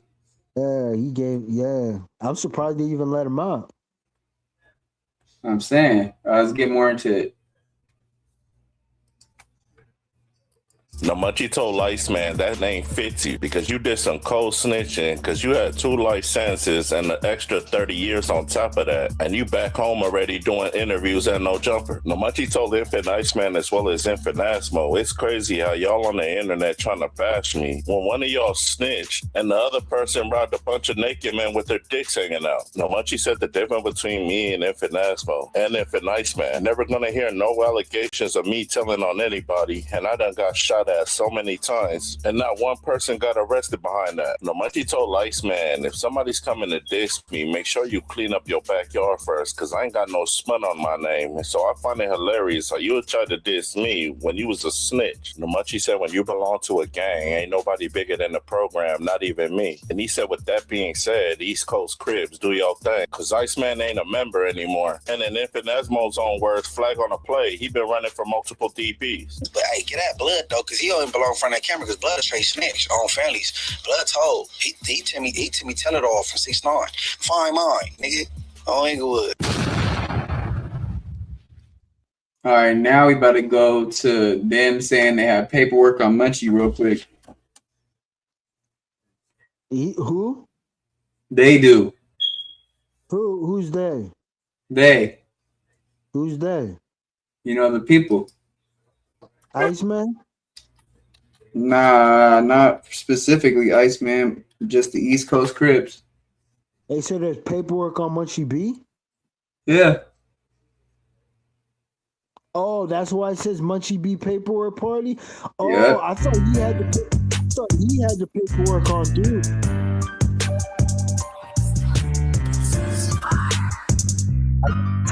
$587.60. Late I take a jet. Rolling watches with these Cubans. Niggas die for disrespect. Niggas hide behind that moolah. When I talk and dodge that wreck. OG, I get them racks. Drop a bag up on your threat. $587.60. If I'm late, I take a jet. Rolling watches with these Cubans. Niggas die for disrespect. Niggas hide behind that. Fuck, hold on. What happened? That was placed out yesterday. You know what I'm saying? Huh? So I'm pretty sure you already are caught up with the paperwork part. Well, number what the check say. Make sure you go ahead and like and subscribe, because it don't cost you nothing to press that button. And if you ring that notification bell, I'm gonna bring you mail. What's the good old big deal with the good old people? It's hot topic. This call is being recorded. With your boy Young Hefe, and I'm here to deliver you another one like the other one. The recipient of Hot Topics is Moneybag Rose and Munchie B Paperwork Party. So I'm pretty sure you already are caught up with the paperwork party, you know what I'm saying? Because I see that segment that was placed out yesterday, you know what I'm saying, did quite all right, you know what I'm saying? It might be like at 20K or something like that right now. But just as he said in his description and title, man, like that might have been the weakest No Jumper episode for sure. The weakest Tuesday, it ain't even just Tuesday, Munchie B, he said Tuesday. I'm going to say No Jumper show at all times, because although we know at times, you know what I'm saying, Adam might. The hell was that? What? That you got mail.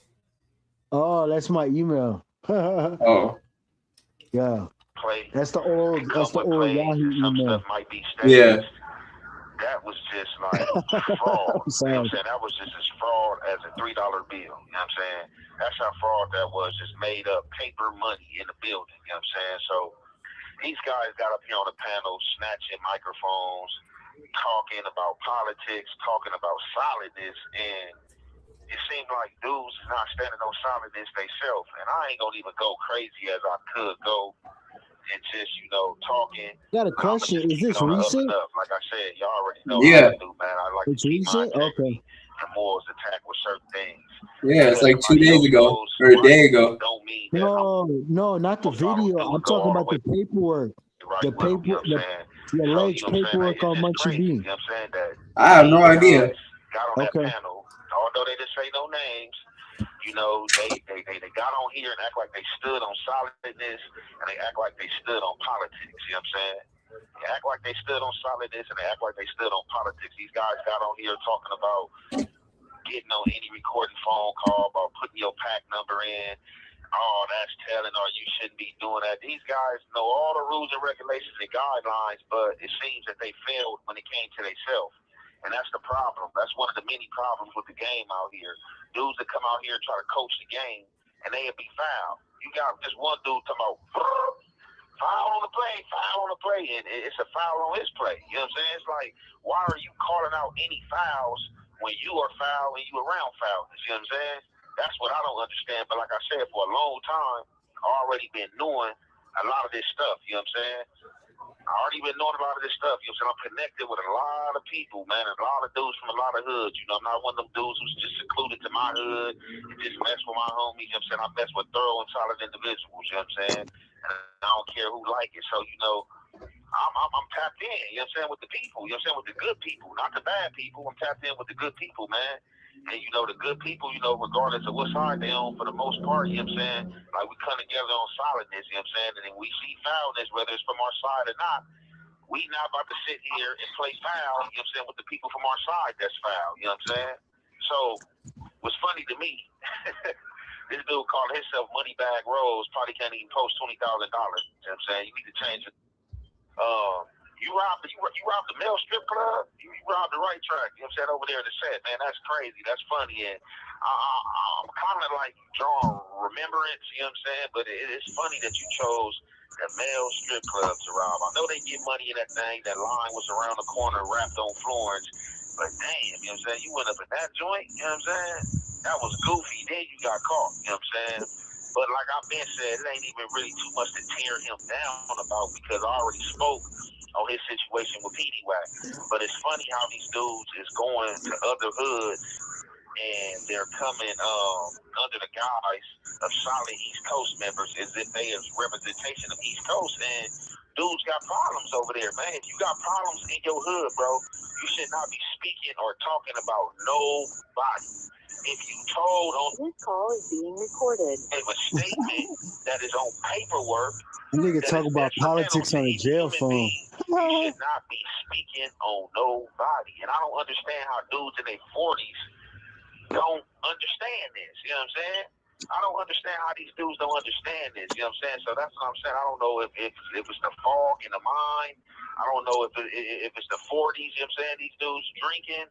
I don't know, like, if it's the drugs, like, what it is. You know what I'm saying? But, like, I don't understand it. Like, you dudes got on no jumper just for the clout and the fame, trying to give out the guy, and you guys been cross the guy. You know what I'm saying? You can't speak about nothing solidness unless you standing on 10 toes in solidness, bro. And that's just what it is, bro. And if you hanging with anybody that did wrong, you're just as bad as them. You know what I'm saying? That's just what it is. You know what I'm saying? Now, I'm going to get on over guys. Like I've been saying, it kind of disappointed me that this dude hopped out there. You feel me? It definitely disappointed me that this dude hopped out there. It ain't like we best friends, anything like that. But, I just thought this was a solid individual. You feel me? Like, I conversed with this dude a few times and things like that. But as soon as he see me and Porky the Pig, you know what I'm saying, exchanging words, I guess, he drew his line in the sand. But, this ain't the first time that, I had, had words with, an East Coast that was unrighteous, you know what I'm saying? Other times, he kept it real, you know what I'm saying, and stayed out of it. But, I don't know what these two got going on. But, look, I'm going to just say this, Ice, like, it ain't nothing to bash you about, you know what I'm saying? I'm not about to get on the internet and talk all crazy, anything like that. I'm going to just say again, for the second time, I'm disappointed. Like, bro, you got on this internet, bro, talking about what other people shouldn't do, giving a guide on things, and bro, they had just dropped this whole little paperwork thing, bro. Like, what's up with that, bro? Like, if you know to be quiet and shut your mouth, why you didn't know to do that in this situation right here? You know what I'm saying? Like, regardless, and I know having life, you know, don't nobody want to have life in prison. You feel me? Like, that is not a badge of honor.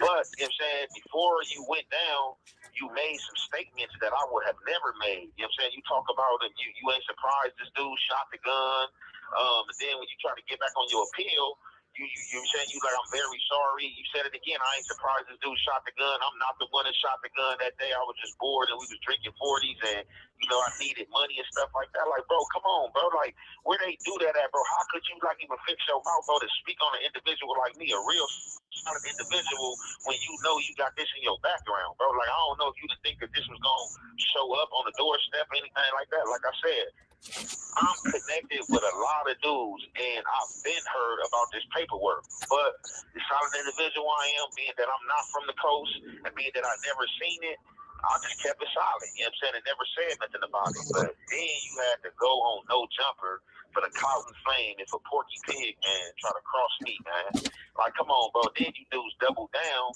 you know what I'm saying, and went to South Park and try to double down on it, bro. Like, no, it ain't no dropping the ball, bro. Y'all dropped the ball being up there with Jay Hood. Like I said, for the third time, a dude that said he went 50-0 on your homies. Like, I'm not about to be on no podcast with no dude that said he beat 50 of my homies up and made people drink toilet water and all that. That's just disrespectful to put something out like that on the internet, bro. You know what I'm saying? So that on top of this paperwork that Munchie B dropped, like, what's up with that B? Like, that's wild, bro. It's crazy to me, bro. Like, for you to get on here and speak on me and speak about solidness, bro, and you know that you already got something in your background or something that was being politicked on. Okay, so you were right. Yeah, it was Munchie that had the paperwork on him. Yeah. Oh, Okay. I thought I read the title wrong. That's what I'm talking about, Yeah. man. That's what's going on out here, man. And this is not the only case. That's what these dudes are doing out here. Got a lot of dudes using my name for clickbait, you know what I'm saying, trying to hop on this internet and start their YouTube careers and start their channels, and dudes don't care what they saying. But like a lot of these dudes is not solid, you know what I'm saying? And if they name not on paperwork, I can guarantee you that they doing something police. They messing with the police or they messing with somebody that's hot. You know what I'm saying? Like, I don't understand these dudes. Like, these dudes play a lot of games, you know what I'm saying, just for social media, you know what I'm saying, just to get $1, you know what I'm saying? So, you know, this call is being recorded. To get $1, you know what I'm saying, getting on social media ain't showing. But that's just something I want to touch on. You feel me? Y'all can go to Munchie B page if y'all want to hear the actual read and what was said. You know, I could have came and put that on my page and whatnot, but I just, you know, chose to keep it light and remember what was in my mind, you know what I'm saying, and just come and speak on it. But like I said, man, I'm not surprised. Oh damn, we should have done the future and YB video we were supposed to do is the Trapper Ross one that says Taliban Baba Osama, he's Young Boy's hitman and is allegedly Future's cousin. Bodies have already dropped in YB and Future beef. Yeah, bro, I sent that video. I forgot. I didn't see it. I didn't scroll all the way up. I forgot.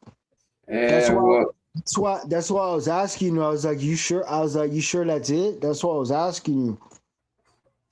Yeah, it's all good. You want to go back to it or save it for another day? Yeah, we go back. Yep. That's the last thing we're gonna do. Yeah, when I sent it to you, I didn't scroll all the way up. I missed that one. Yeah, it's good. It's good. Good catch. Yeah. Hopefully it's not too long though. Let's see. I think it's 25 minutes, I think.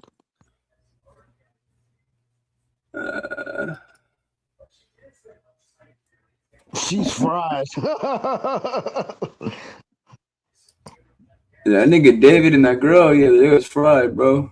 Yeah, bro. What? Overcooked. They did. I told you that they was close by to me too. Lake Elsinore is not far from me, yeah. Yeah, you were telling me about that. Yeah. All right, let's go. Yeah, it's just an hour. This young boy Future beat. Oh, it's an hour? Yeah. Damn.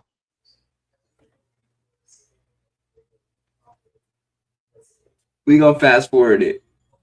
All right. is about to get deadly. I'm not going to lie to you. Some of the biggest shooters from Atlanta. Hold on. This nigga from the UK is talking about and now picking Louisiana sides between Future's Taliban gang Hold and on. Young Boys Never Broke Again. Hold on.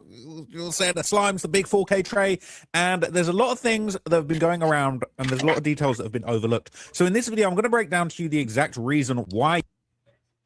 Oh, you know what? Hey, I KILLA almost lie, forgot. right? Hey, Future's brother. Yeah. Future's brother, I forgot his name. He got indicted by the feds a couple months back. I didn't do a video on it. I forgot all about that. I just remembered that. Something just triggered in my head, and I just remembered that his brother got indicted. His brother got a case. He got a federal case for drug trafficking. I forgot about that. I didn't do a video on it. Yeah, his brother. I forgot his name. His name is Freeband something. He goes by Freeband is what's his name? Future's Click, right? They go by Freeband or Freeband Gang. What's his name? Not Pluto. What's that dude's name? Freeband.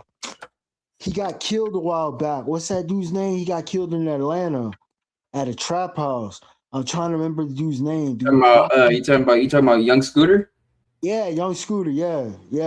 Young Scooter. Yeah, exactly. Thank you. Mm-hmm. But the clique go by Freeband. They go by Free Bands. Yeah, I know who Free Bands is. Yeah, Free Band. Yeah. Free Band. Yeah, it goes like Free Band. Yeah. Yeah, but Future brother got indicted by the feds. His name is Freeband something. I forgot his name, but he got indicted by the feds for drug trafficking a couple months back. Oh no, his case is still pending. Oh yeah. Yeah, they're not done with the case yet. He's still locked up. All right, let's get back into it. Yeah. Show it's on the floor. These dudes dying now. It's not that one. Okay, it's not that one. It's this one. Cost a lot of money on to get you done, Yon. Knocked out your shoes. Now, unfortunately, Lil Pab was deceased at the scene with his shoes off. So it cost a little money on to get you done, Yon. Knocked out your shoes. The scene left with remnants of the fight. Shoes left in the street. Doors flung open. The suspects still on the run. We don't. Well, you know, they're not still on the run now because Dirk's in custody, right? But imagine how Youngboy feels with this sort of fuckery going on, and your ex-homie Future is jumping on these songs talking about a little money on, get you done, you knocked out your shoes with the... Damn, that's disrespectful. Yeah, that's hella disrespectful, boy. Yeah, that's disrespectful. I ain't want to say it. Change, hold on. Bro got smoked and you made a song dissing about it, so you involved yourself in that beef. He just stuck his nose in that beef, so now he become part of that beef because he was dissing on somebody that got hit up. Right or wrong? Yeah. He made himself a target. He put himself in that beef. For sure, without a doubt. He chose his side. Yeah. 1,000. All right, let's check it out. That's crazy though, bro. That's some dirty shit. Yeah, I missed that. I completely missed that lyric, dude. I heard that song before, but I didn't reference that song to Lil Pav. That is, dude. He is the dude who got knocked out his shoe. Yeah. Guy that arranged the murder, right? And he's talking all these little coded messages. I put my brother before the nation. They say it's treason because he had a whole thing going on where he was going against the BDs. They didn't want to slide for Von, and he wanted to slide for Von. All right. Yeah. So yeah, bunch of stuff. Told a young dude when he catch a body, told him keep going. Got shot in his neck. They pronounced him dead. Brody, breathe strong. That's definitely not about Charlie Kirk. All right. Get back. You a real neighborhood hero. He's talking about the get backs. I gave the streets more than my own kids. You that mad? Get him in traffic. Everything's tragic. Data connected with Apple Federal. He knew exactly what was going on. Right. Yeah, the address and you say yeah. Not feeling that. All right. Not feeling that. So in addition to that, all right. In addition to that, allegedly, It's talking about Jam there was right some there. sort of pillow talking going on with girls that. That's Jam. Yep. He took a plea deal for 11. Yeah, he's talking about Jam. He did 11. Yep. All right, let's go to the next part. Let's talking more about the because he's doing like more of a breakdown and everything. And hold on. Oh, Future you're not talking about and Young Boy Future? had messed with. So this is all the backstory for the It is, but he's showing like here. It says, if you you ask ask me, I think Future and them Atlanta niggas was probably pillow talking and YB seen it. Dudes was probably pillow talking and YB seen it. So I do remember academics saying that rappers were calling each other, chatting about YB. He even said rappers were calling him, asking about YB. So academics broke it down last year. It was basically, if you F with Young Boy, you can't F with Dirk. And if you F with Dirk, them Atlanta dudes are not going to F with you because they chose Dirk. Industry politics at its finest. But the killers in Atlanta are choosing Young Boy, and I'll tell you why in a minute. Okay, but that now that rappers would F with Young Boy, they simply won't, because Dirk and them Atlanta dudes were as hot as fish grease at the time. Everybody got on their knees and gobbled up Dirk because he was hot at the time. But now look, that Dirk feature ain't worth shit now. All right. What about all this about Future bringing Dirk on tour with him, letting him perform a YB diss track everywhere and standing behind him, co-signing it, singing along, and not talking to YB in that time frame? I wonder what sparked YB going at him tonight. Guessing it was just random, lol. And he used Blueface Mama as a way to reactivate it and get to Future. But let's see if any investigators can add a timeline to this. I got you. All right. You think YB mad about Future bringing Dirk to perform a song back in 2022, 4 years later, something wrong with you? No, that's exactly what's going on. Right? Future, look. Okay. That's just what was going on. Look at the state of this. You're going to say it's cap. Lil Durk performs NBA Youngboy diss song on Tonight Show. That's interesting. Wait a minute. Lil Durk also brought out Future to perform Petty 2. Oh, Youngboy couldn't possibly be that petty. He brought him out to perform Petty 2. Lil Durk was rubbing it in his face. All right? The choice to perform Aha was a no-brainer for Smirk. Lead single of his new album. Technically a diss against NBA Youngboy. Why would you do that? And they've removed the video and they wanted to cover it. They want to sweep this one under the rug. But it happened, okay? They wrote articles about it, all right? And there were other examples of this too. All right, back when Future performed Aha with Dirk. YB diss. What are you doing on stage, Future?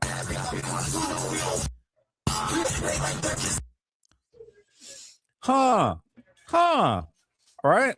Let's not be ridiculous, okay? Future been picked aside. Hey, Lil Durk get busy, boy. He performing the diss songs. Yeah, but that's crazy though that Future performed that song with him out of all songs though, gang. I don't think that's crazy because Lil Durk, because wasn't a Young Boy locked up at that time? Wasn't he locked up? Yeah, I think so. You're right. He was locked up. He was locked up for the prescription fraud and for the gun case. Remember? I'm pretty sure you're right. Yep. Mm-hmm. If he wasn't locked up, he was on house arrest. He couldn't even perform. Yeah. Yeah. Lil Durk liked that though. I'll tell you that. Nah, for sure. Let's check it out. It's not working now. What, the video? Yeah. Right? Why? He performing the diss songs. He rubbing it in everybody's face. Okay. People saying, I don't know what Dirk did to get them dudes like Drake and Future to fully pick his side. All right. People saying, I never knew Future performed this with Dirk. Guess he chose the side as well. All right. So there you go. There you have it. All right. So rumor is there's some pillow talk going on. Rumor is they're beefing over a chick. All right. They're beefing over a hoe. That's what they're saying as well. Apparently there's some female element to this. Okay. They're saying rappers always say money over hoes, but they're always beefing about hoes. So that's what it looked like, because if it was about Smirk, he would have been called him about it years ago. I think it's all of these things, and today just happened to be the day, okay? I don't know who it's about. They're saying his BM Drew. I don't know if that's true. I haven't seen proof of that. But basically, you got all the information now, okay? So Youngboy has actually been going at Future low-key for a little minute, okay? This has kind of been circulating, and I think this... So I think this was like a little teaser of the diss that he had coming for Future, but this was like a little moment where he was going at Future, and this was kind of looking like, hang on a minute, what's going on? You got the smoke for Future? We gonna go 1, 2, 3. Mama ain't gonna come on with me. I asked her the other that. She tell me no. She said she look rough right now. So I'm like, nigga would do what? Nigga with the blade. I ain't gonna say shit, you see my flag. Some bitch with the big old A. I won't hit up front or back. I won't turn up the head. I won't pull up in that pull up real fast. Plus, they have for man big. Rolex cost for mansion. Fuck them, y'all ain't gonna catch them and doing for free. Pussy, I call every band, bitch. Fuck your probably made one of your hoes on the fucking street. Bitch, fuck you. Said street, 3 bounds. I probably fucked one of your hoes. No, I'm done. You play on flush, man. I wanna go bezel for bezel. I wanna go hit up hit. I wanna go man for man. This pussy probably on bitch for bitch. I'm fucking their daughters. I'm styling. Yeah, I'm put up my sprite that burn that on me. I got it. Yeah. And my body that shit like some bricks. I look like I just did a hit. I look like I just saw a brick wall. What the I fuck? look like I just hit a lick. This nigga mad cause I just fucked his bitch. What you saying? Put this nigga in 7. Hold on. I got a plan. Nigga, Said he that's got the a plan, worst right? bar you So ever heard of, that was like a man. little taster of the diss song that he would eventually release. When he clapped back, Huh? hang on a sec. When he clapped Said back those at are the worst Blueface bars and I ever Blueface Baby heard, Mama, bro. I ain't even gonna bother to talk about. You think those bars were hard? He was alright. It wasn't all that though. I'll tell you that. I don't think it was all that. Better than Pooh Shiesty. Pooh Shiesty's a way better rapper than fucking Youngboy, dude. Yeah, he is. Hell no. Hell no. Shiesty actually got bars. I don't Hell even know. no. Hell When no. NBA Youngboy, Hell no. Hell no. Hell no. Hell no. No. Dog, that nigga sounds slow, dude. He Hell never. That nigga You sound sound mad crazy, slow. bro. You sound crazy. I'd be crazy then. You sound crazy, bro. You want to have a stream where we do a who's better, Pooh Shiesty or Youngboy? We listen to their music. We're gonna do it just on Kick and Twitch though, so we don't get flagged. You know, just drop it as a pre-record on YouTube. Yeah. All right. Let's see what's up with this. Because I find him a little bit boring at the moment. But yeah, this kind of triggered the whole thing. So like a few days ago in the lead up to Future dropping his new album, which everyone's hating on it, I thought it was actually very, very good. I thought it was a really good album. But regardless of that, okay, I think you got to give it a re-listen. Listen to it at the gym with some pre-workout or some shit, right? But basically, academics revealed that Youngboy had called him very angry at Future, basically saying he's about to declare war on him. So the signs were there. We're getting into that Future album later on today. And we're going to uncover this Future and YB.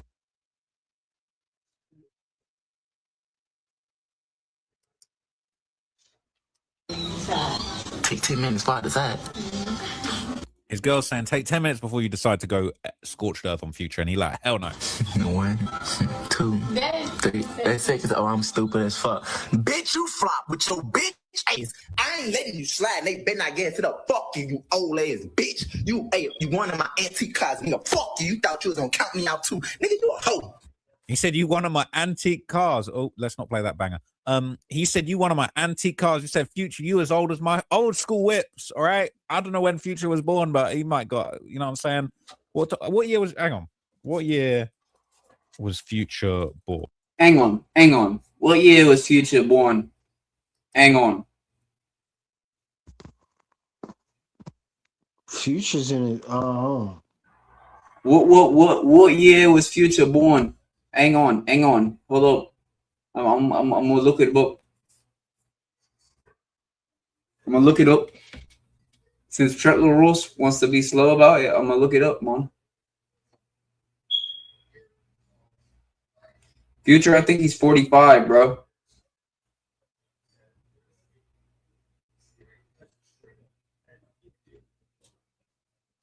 He's 42. Bro was born in 1983. He's 42.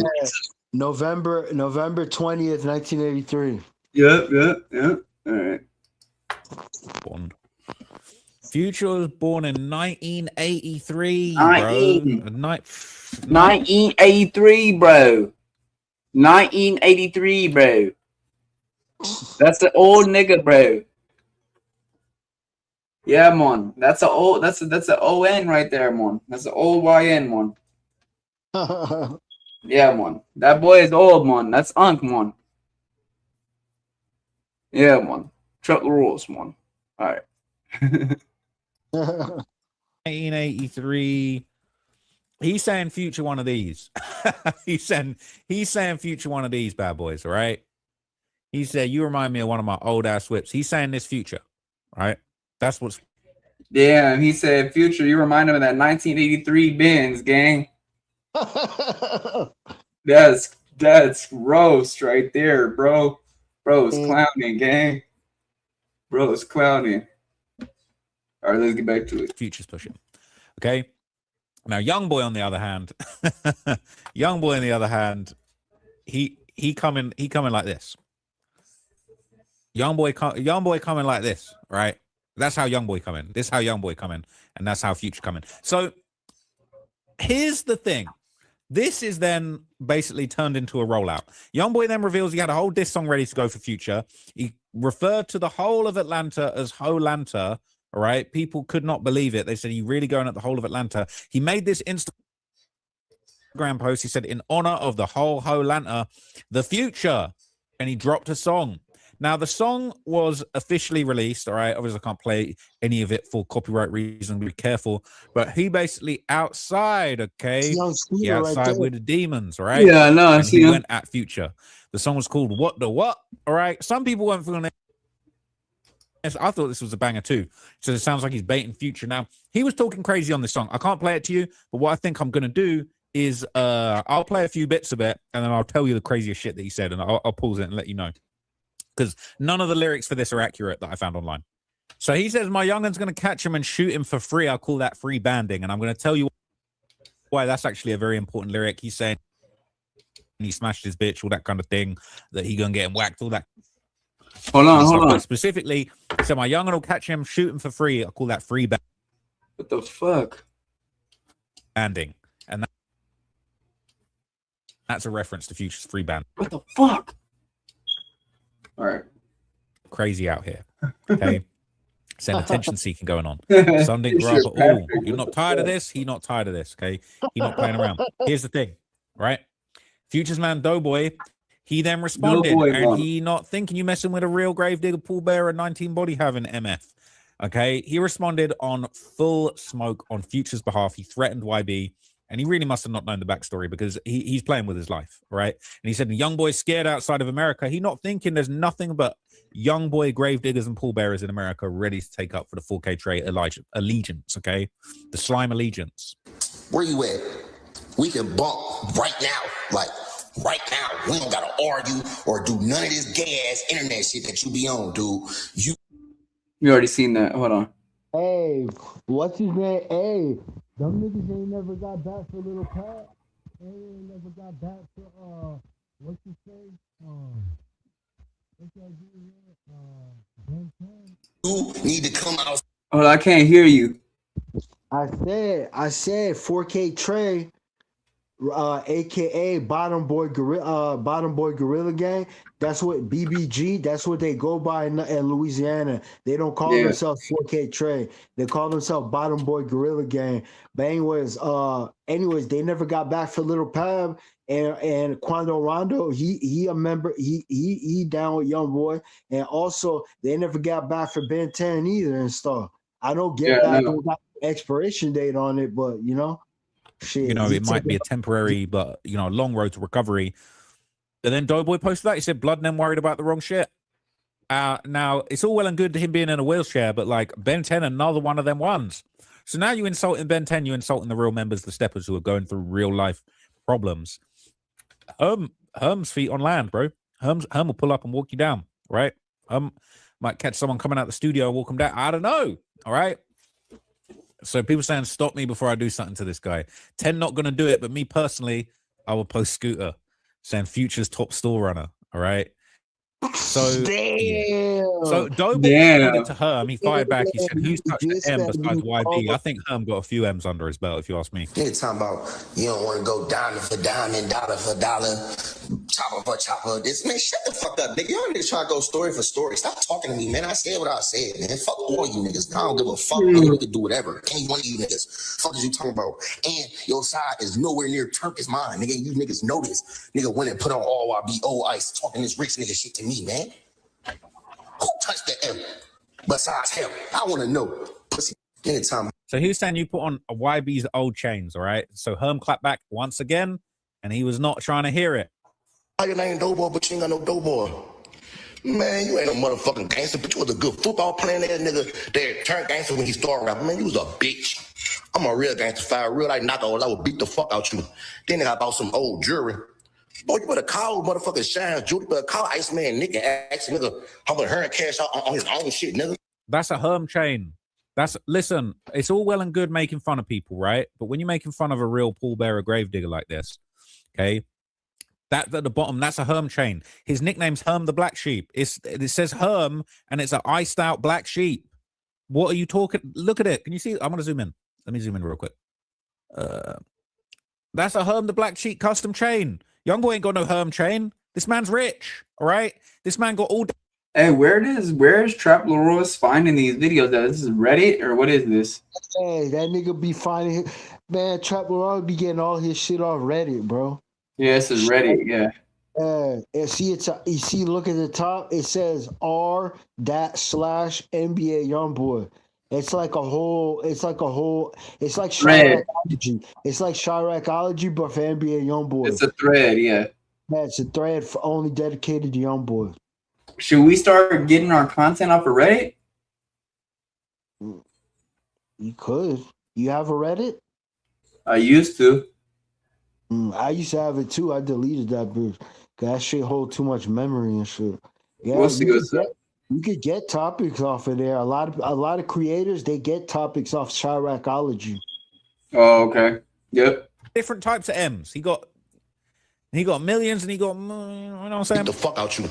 Then I bought some old jewelry. Boy, you better call motherfucking Shine Judy, better call Iceman Nick and ask nigga how much her cash out on his own shit, nigga.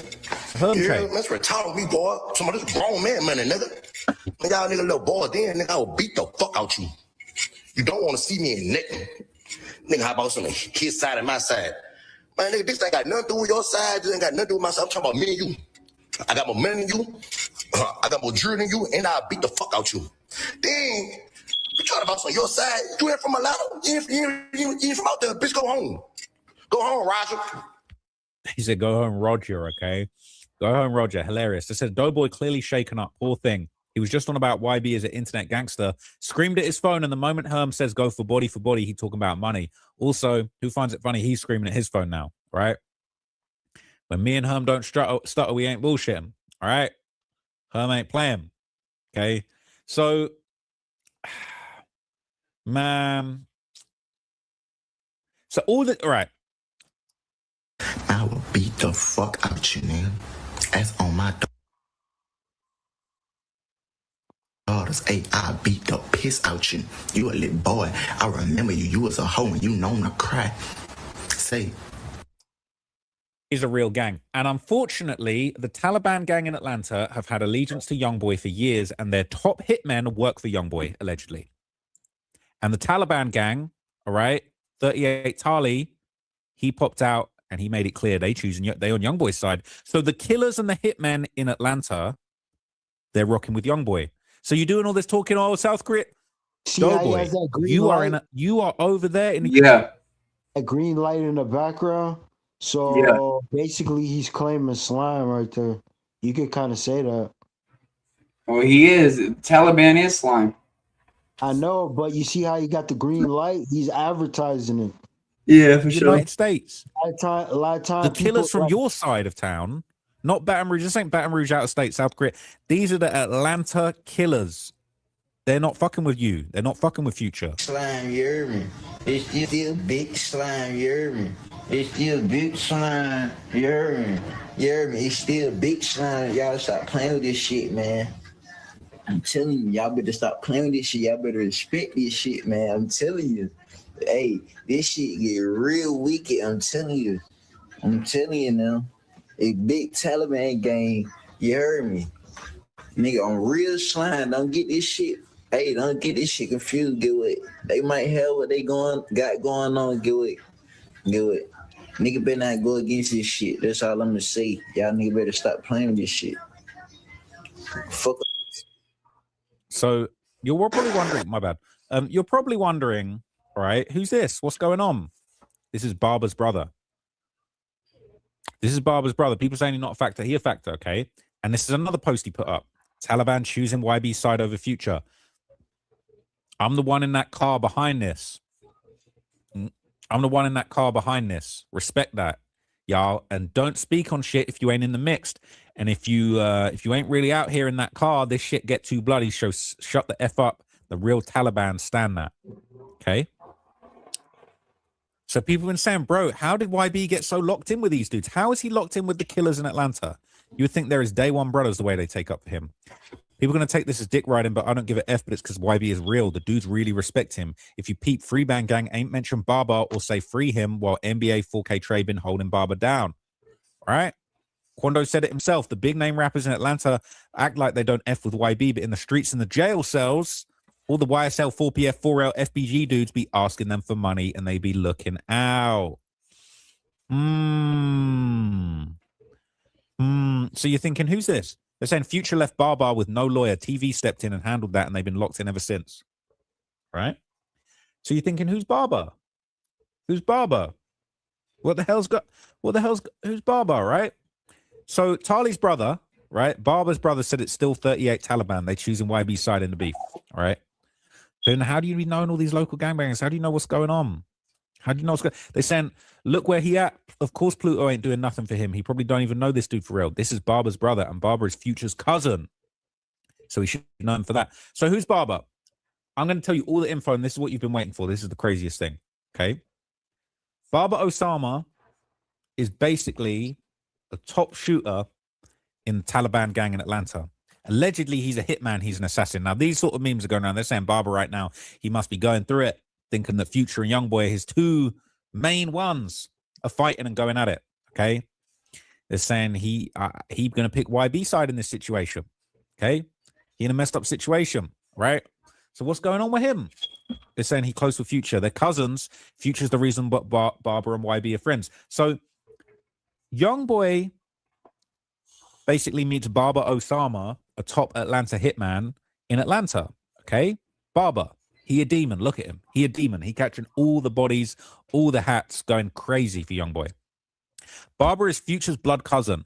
A long, long time ago, NBA 4K Trey went to Atlanta for a show and shopping. They linked up with Free Bang Gang and YSL. Him and Barber became inseparable after that link up until the Miami incident, of course. They tried to kill Youngboy in Miami, and Barber was the one that grabbed the strap and shot back. There's some rumors that he might have killed someone in that incident. I'm not going to say too much more, okay? OG3 once said in an interview it felt like they were brothers for years after the first week of knowing each other. Is FBG murder in the same group as Barber? Taliban, sometimes called the Hit Squad Taliban. They run around Riverdale, also known as Grove Street in Metro Atlanta. Waka Flocka from Grove Street, probably the most famous figure of the area, but the Taliban have been waving green flags since the beginning of the 2000s, right? They met Barber. He had an important impact on YB, right? He was a priest in the IFA religion. He was a person who could guide YB. The issue was they linked up. They both had criminal histories and spent their whole lives in jail. For this man to be mentioned in so many YB tracks, he's clearly done some very impactful things for YB before they had to split up due to their legal problems. At one point, YB said, well, Barber is coming home, but I'll believe it when I see it. Okay? This is a very, very important person in YB's history and YB's story. This is some footage of Barber back with Youngboy back in the day. I can't be getting the copyright. But it's so mega, they sort of go like on be on the kick they be on. You hear me? So they're really truly locked in, okay? They're saying, what's he jammed for? They said for shooting back and accidentally killing someone when NBA Youngboy got shot in Miami. Apparently there's a few different murders and attempts. They're saying, no, he's booked on murder charges in Atlanta. He's booked on a bunch of things. I don't know if this one is confirmed. They're saying that this was a drive-by shooting where a kid got killed. Now, we're not condoning that. But I'm hearing that he was a hitman doing all types of different hits, different situations. Very, very serious gangster, okay? So there's a lot of stuff going around about him and, you know, him being with Youngboy back in the day. There's footage of them together. But he is allegedly one of the top killers in Atlanta. Okay, swear I didn't know Barber was FBG and allegedly he Future cousin or something. I swear I didn't even know ATL claimed 4K Trey like that. Any info?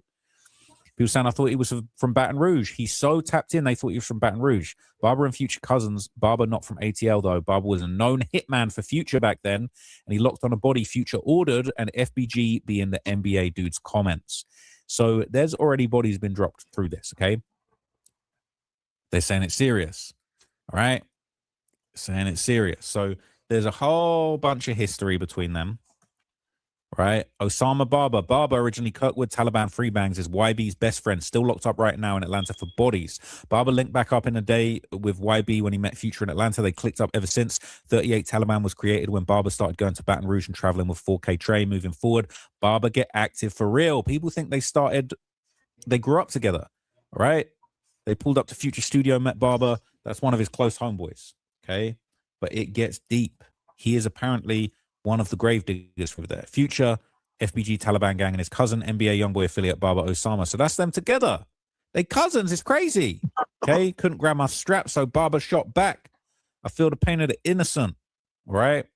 They really was out there having shootouts with people in person. So these are the people that back in Youngboy. They said Barber a crash dummy for real. This is a situation where he had damn near. They were saying it was like 9 murders.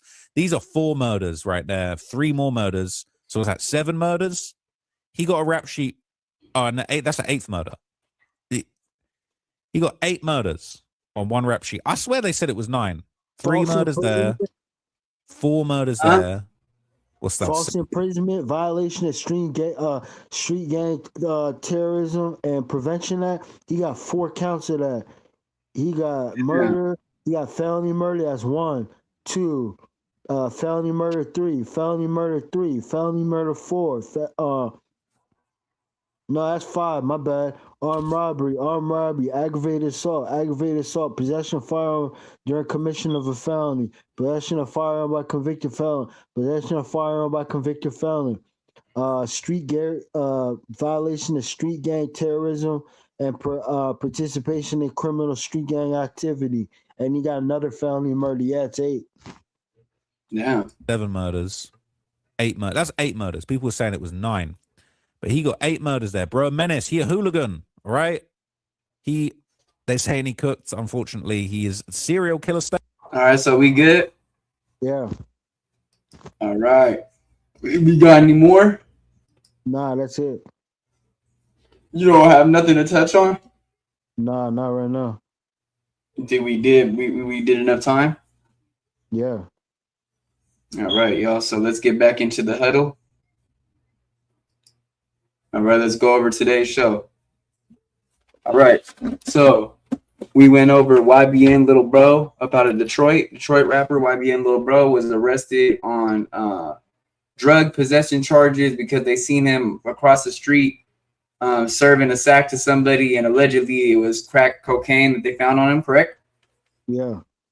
Then we got Little TOONK, right? Yeah, Little TOONK. Little TOONK,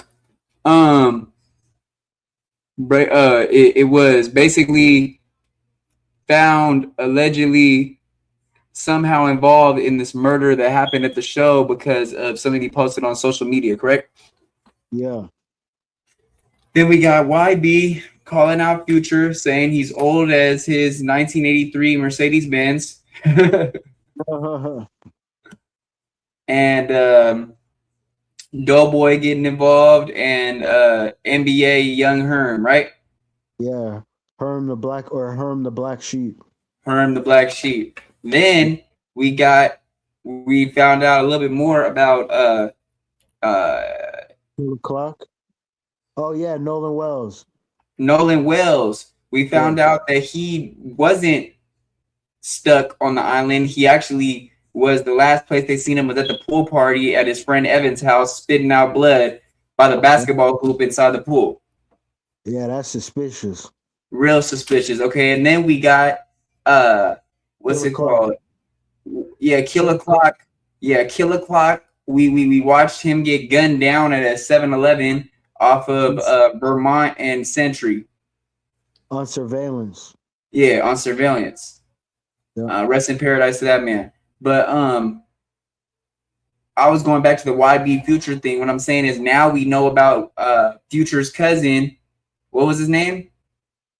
Future Baba. Yeah, okay. So Baba Osama, Future's cousin, is more, he fucks with Young Boy more than he does Future. And supposedly he's Future's hitman. And Baba's brother already said that they've taken the slime side over the Free Band Gang beef between 4K Trey and Free Band, that they're taking the slime side. They're taking 4K Trey side. Yeah. And then we got Munchie B basically putting paperwork out that King Ice, well, I mean, not allegedly, we heard it, bro. We heard him make the statement. Say that the guy basically that he didn't shoot the gun, but he knew that his friend was gonna intend to shoot the gun. Correct? Isn't that what we heard? Yeah. And then we got Moneybag Rose trying to come at the B team and come at Munchie B, but you got charges for robbing a male strip club. You got charged for robbing a male strip club over there at the safe track. What was it? The fast track? What was it? Something like that. Something like that over there in that area of the East Coast, right? Then you got Munchie B basically, putting out King Ice. And, saying, hey, man, you shouldn't be talking about no Jefe situation when you're not even good in the East Coast anymore. You told. Yeah. And then we got just YB, Doughboy. Huh? And he's been running from a DP for months. Oh yeah, that's Moneybag Rose though. That's not King Ice, right? Or both? Are they both running from a DP right now? I think you might be right. I think it might be the other dude. Moneybag Rose. Yeah, I'm pretty sure that's Moneybag Rose that you're talking about. Yeah, he's the one. He's the one running from a DP for months. Yeah, you're right. All right, so we're gonna take this last couple minutes of the show to shout out the sponsors. Shout out to Advanced Supply, man. Use my promo code KVNGTRUTH67. Shout out to Alpha Supply. Use my promo code KVNGTRUTH68. Get a brand new cold ice bottle of Maker's Mark whiskey on me, KVNGTRUTH67. Also, we got Jacked Up. Go get jacked up on some energy drinks, man. If you're trying to stream all night like that guy Kai Sanat. KVNGTRUTH68. We got Vengeance Project, KVNGTRUTH67, 50% off with them. Shout out to W Energy, KVNGTRUTH67. Am I forgetting anybody? I think that's it. Alpha Supply, Advanced Supply, Vengeance Project, Jacked Up, W Energy. Oh, as well as Mexico Studios too, man, for all your marketing, business reviews, stuff like that. You know what I'm saying? And go ahead, Kosher, give us a breakdown of the show. From what do you want me to break down? Just the whole show, bro. Oh, well, anyways, well, the first video is we broke down what happened to, man, what's the dude's name? YBN Lil Bro. Yeah, YBN Lil Bro. Yeah. Hey, when you busting sales and shit, you busting sales, moving fast, you gotta watch out. You gotta look both ways. Whenever you pull up and serve somebody in public, man, you gotta look both ways and you gotta look behind you. You know what I mean? Yeah. He went to go busted you down when he gave the dude the stuff and shit. The boys was on him. They were watching. They were sitting in the parking lot. I can't say whether that customer set him up or not, but they didn't say that. But anyways, he got arrested busting a play in public. 2, Lil Tank. Hey, he finally got some track. He got a decent amount of music out, but his last song is up at 500K 1,000 views. It's a remix of another song. But anyways, he got linked to a murder that happened in 2024. So that's been 2.5 years, right? Anyways, if they had evidence of him being involved in a homicide, right? God forbid, they would have came and got him soon as they had that evidence. Anyways, new evidence came out, you know what I mean? And they put out a warrant for him, and they got him in a different county. They didn't get Talking him. about Lil Toonk, right? Yeah, Lil Toonk. They didn't get him in the county where the homicide happened. They got him in a different county. I think it's Lamar County. They got him in the whole. It was Lamar County, Fulton County. They said Fulton County. Yeah, the murder was in Fulton County though, but yeah. The next one. What was the next one? YB and Future. Oh, YB and Future. YB going at Future. YB is the bigger artist, right? But yeah, I wouldn't. I don't see Young Boy really on that gangster shit, man, because he still got to get back for Little Pav. He still got to get back for Ben 10 because they ain't his crew and stuff like that. You know what I mean? Even though he's under Quando, that Lil Pab is under Quando Rondo. That's his cousin, right? But still, he got stuff he got to need to handle. But anyways, him going back in Future, that's probably because he about to drop music and stuff like that. Yeah. But I don't think this is a play. I think this is for real. I don't really think this is a play. And anyways, 38 Taliban Baba, that's his clique, right? But anyways, they chose the slime side. I guess because they're close because he's the one who actually shot the person. For Young Boy. That shot Young Boy. Shot Young Boy in Miami. Yeah, he shot the person for Young Boy because Young Boy got shot at in Miami. I'm wondering who was doing the shooting at NBA. I don't. Do you remember this case? I don't remember hearing about this. Oh no, I do remember it, but I don't remember who was shooting at him though. I don't know. I don't know what kind of beef he could have had. I don't know. I didn't know he had beef in Miami like that, but Miami got a whole bunch of different gangs there. Anybody could have wanted to hit you, man, just because you're out of town. Yeah. You know? But yeah. But next one, was it Nolan Wells?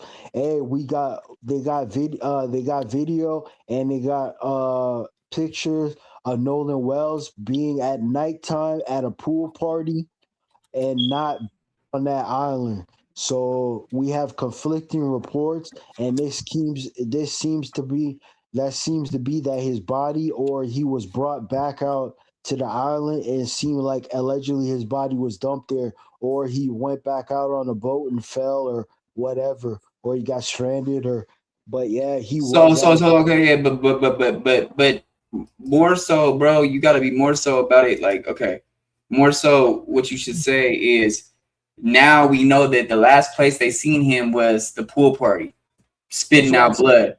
That's what I said. Oh, my bad. Oh, that's what I said. But no, I say his body allegedly got brung back to the island. That's what I said. Yeah. That's probably what happened. That's probably exactly what happened, man. Yeah, that's what I'm thinking. And number two, Killer Clock. Killer Clock knew somebody was on him. There was a shooter in the parking lot. He At the 7-Eleven on Century in Vermont. Yeah, alleged. Where Killer Clock body got found at, that's not where he got shot. It's 102nd Street in the Hoover. It's 102nd Street. That's not where he got shot at. He got shot at. He got shot at 7-Eleven. Yeah. Yeah, and the shooter was on him, man. The shooter was just scoping, man. There was no. Looked like a YN, bro. It really looked like a younger cat. Looked like a YN with a ski and a black hoodie on. He ducked down. He started dumping. He got off. Yeah, that shooter was fast, man. He was too fast for Killer Clock, man. Killer Clock, it didn't seem like he had the strap on him, man. But anyways, there was one person in that van. He ducked down, but he didn't get shot. Only Killer Clock got shot in the back. And if he got shot in the back, that means it probably pierced his lung. So when he ran those 2 blocks, he just collapsed, man. That's probably what happened. Yeah, rest in paradise, Killer Clock. Okay, get to the Munchie B and Iceman. And Moneybag Rose. And Munchie B exposed the paperwork on Iceman and on the other dude. What dude's name? Moneybag Rose. Moneybag Rose, and he released the paperwork on him and stuff like that, man, showing that he cooperated. But Iceman allegedly had he had 2 life sentences plus 33 years. And it wasn't alleged. That's not alleged. Yeah, but yeah, 2 life sentences, 2 separate life sentences plus 33 years, and he's out now. So yeah, there's paperwork on him telling. And then tell about the Moneybag Rose robbing the male strip club. Oh yeah, Moneybag Rose allegedly, well, not allegedly, but he robbed a male strip club. he robbed a bunch of male strippers and strip club. Maybe they had some money, man. I don't know if he got any money out of that, man. I don't know how much he got, but And then Jefe, basically, we heard from Jefe, he called out both of them for not being real and not being able to go to the ECs anymore. Yep, and them speaking on Jefe also and shit. Of the baby shooter situation, yeah, with Jefe and baby shooter. So yeah, that's about it right there. All right, appreciate y'all for tuning in to Flipping Facts episode 14. We'll be back at you guys tomorrow, episode 15, man. Like, hype, share, subscribe. Go over to Bring the Facts. Go sub up over there. Shout out to Easy Call in the chat. Sub up over to Easy Call. Sub up over to D Reacts. Shout out to all my guys, man. You know what I'm saying? And we go on to the next one. You said what?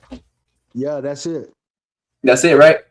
Yeah. You got anything else to say, Kosher? Nah, that's it. Like, share, hype the video, comment. We gone. Peace. All right, peace. All right, bro. It's the motherfucking flame, nigga. Strictly power business. Free the homies. RIP thugs. Trial and tribulations when you in that shit, nigga. Lost souls and broken homes. Got me late night sliding. Got me doing all this driving. Window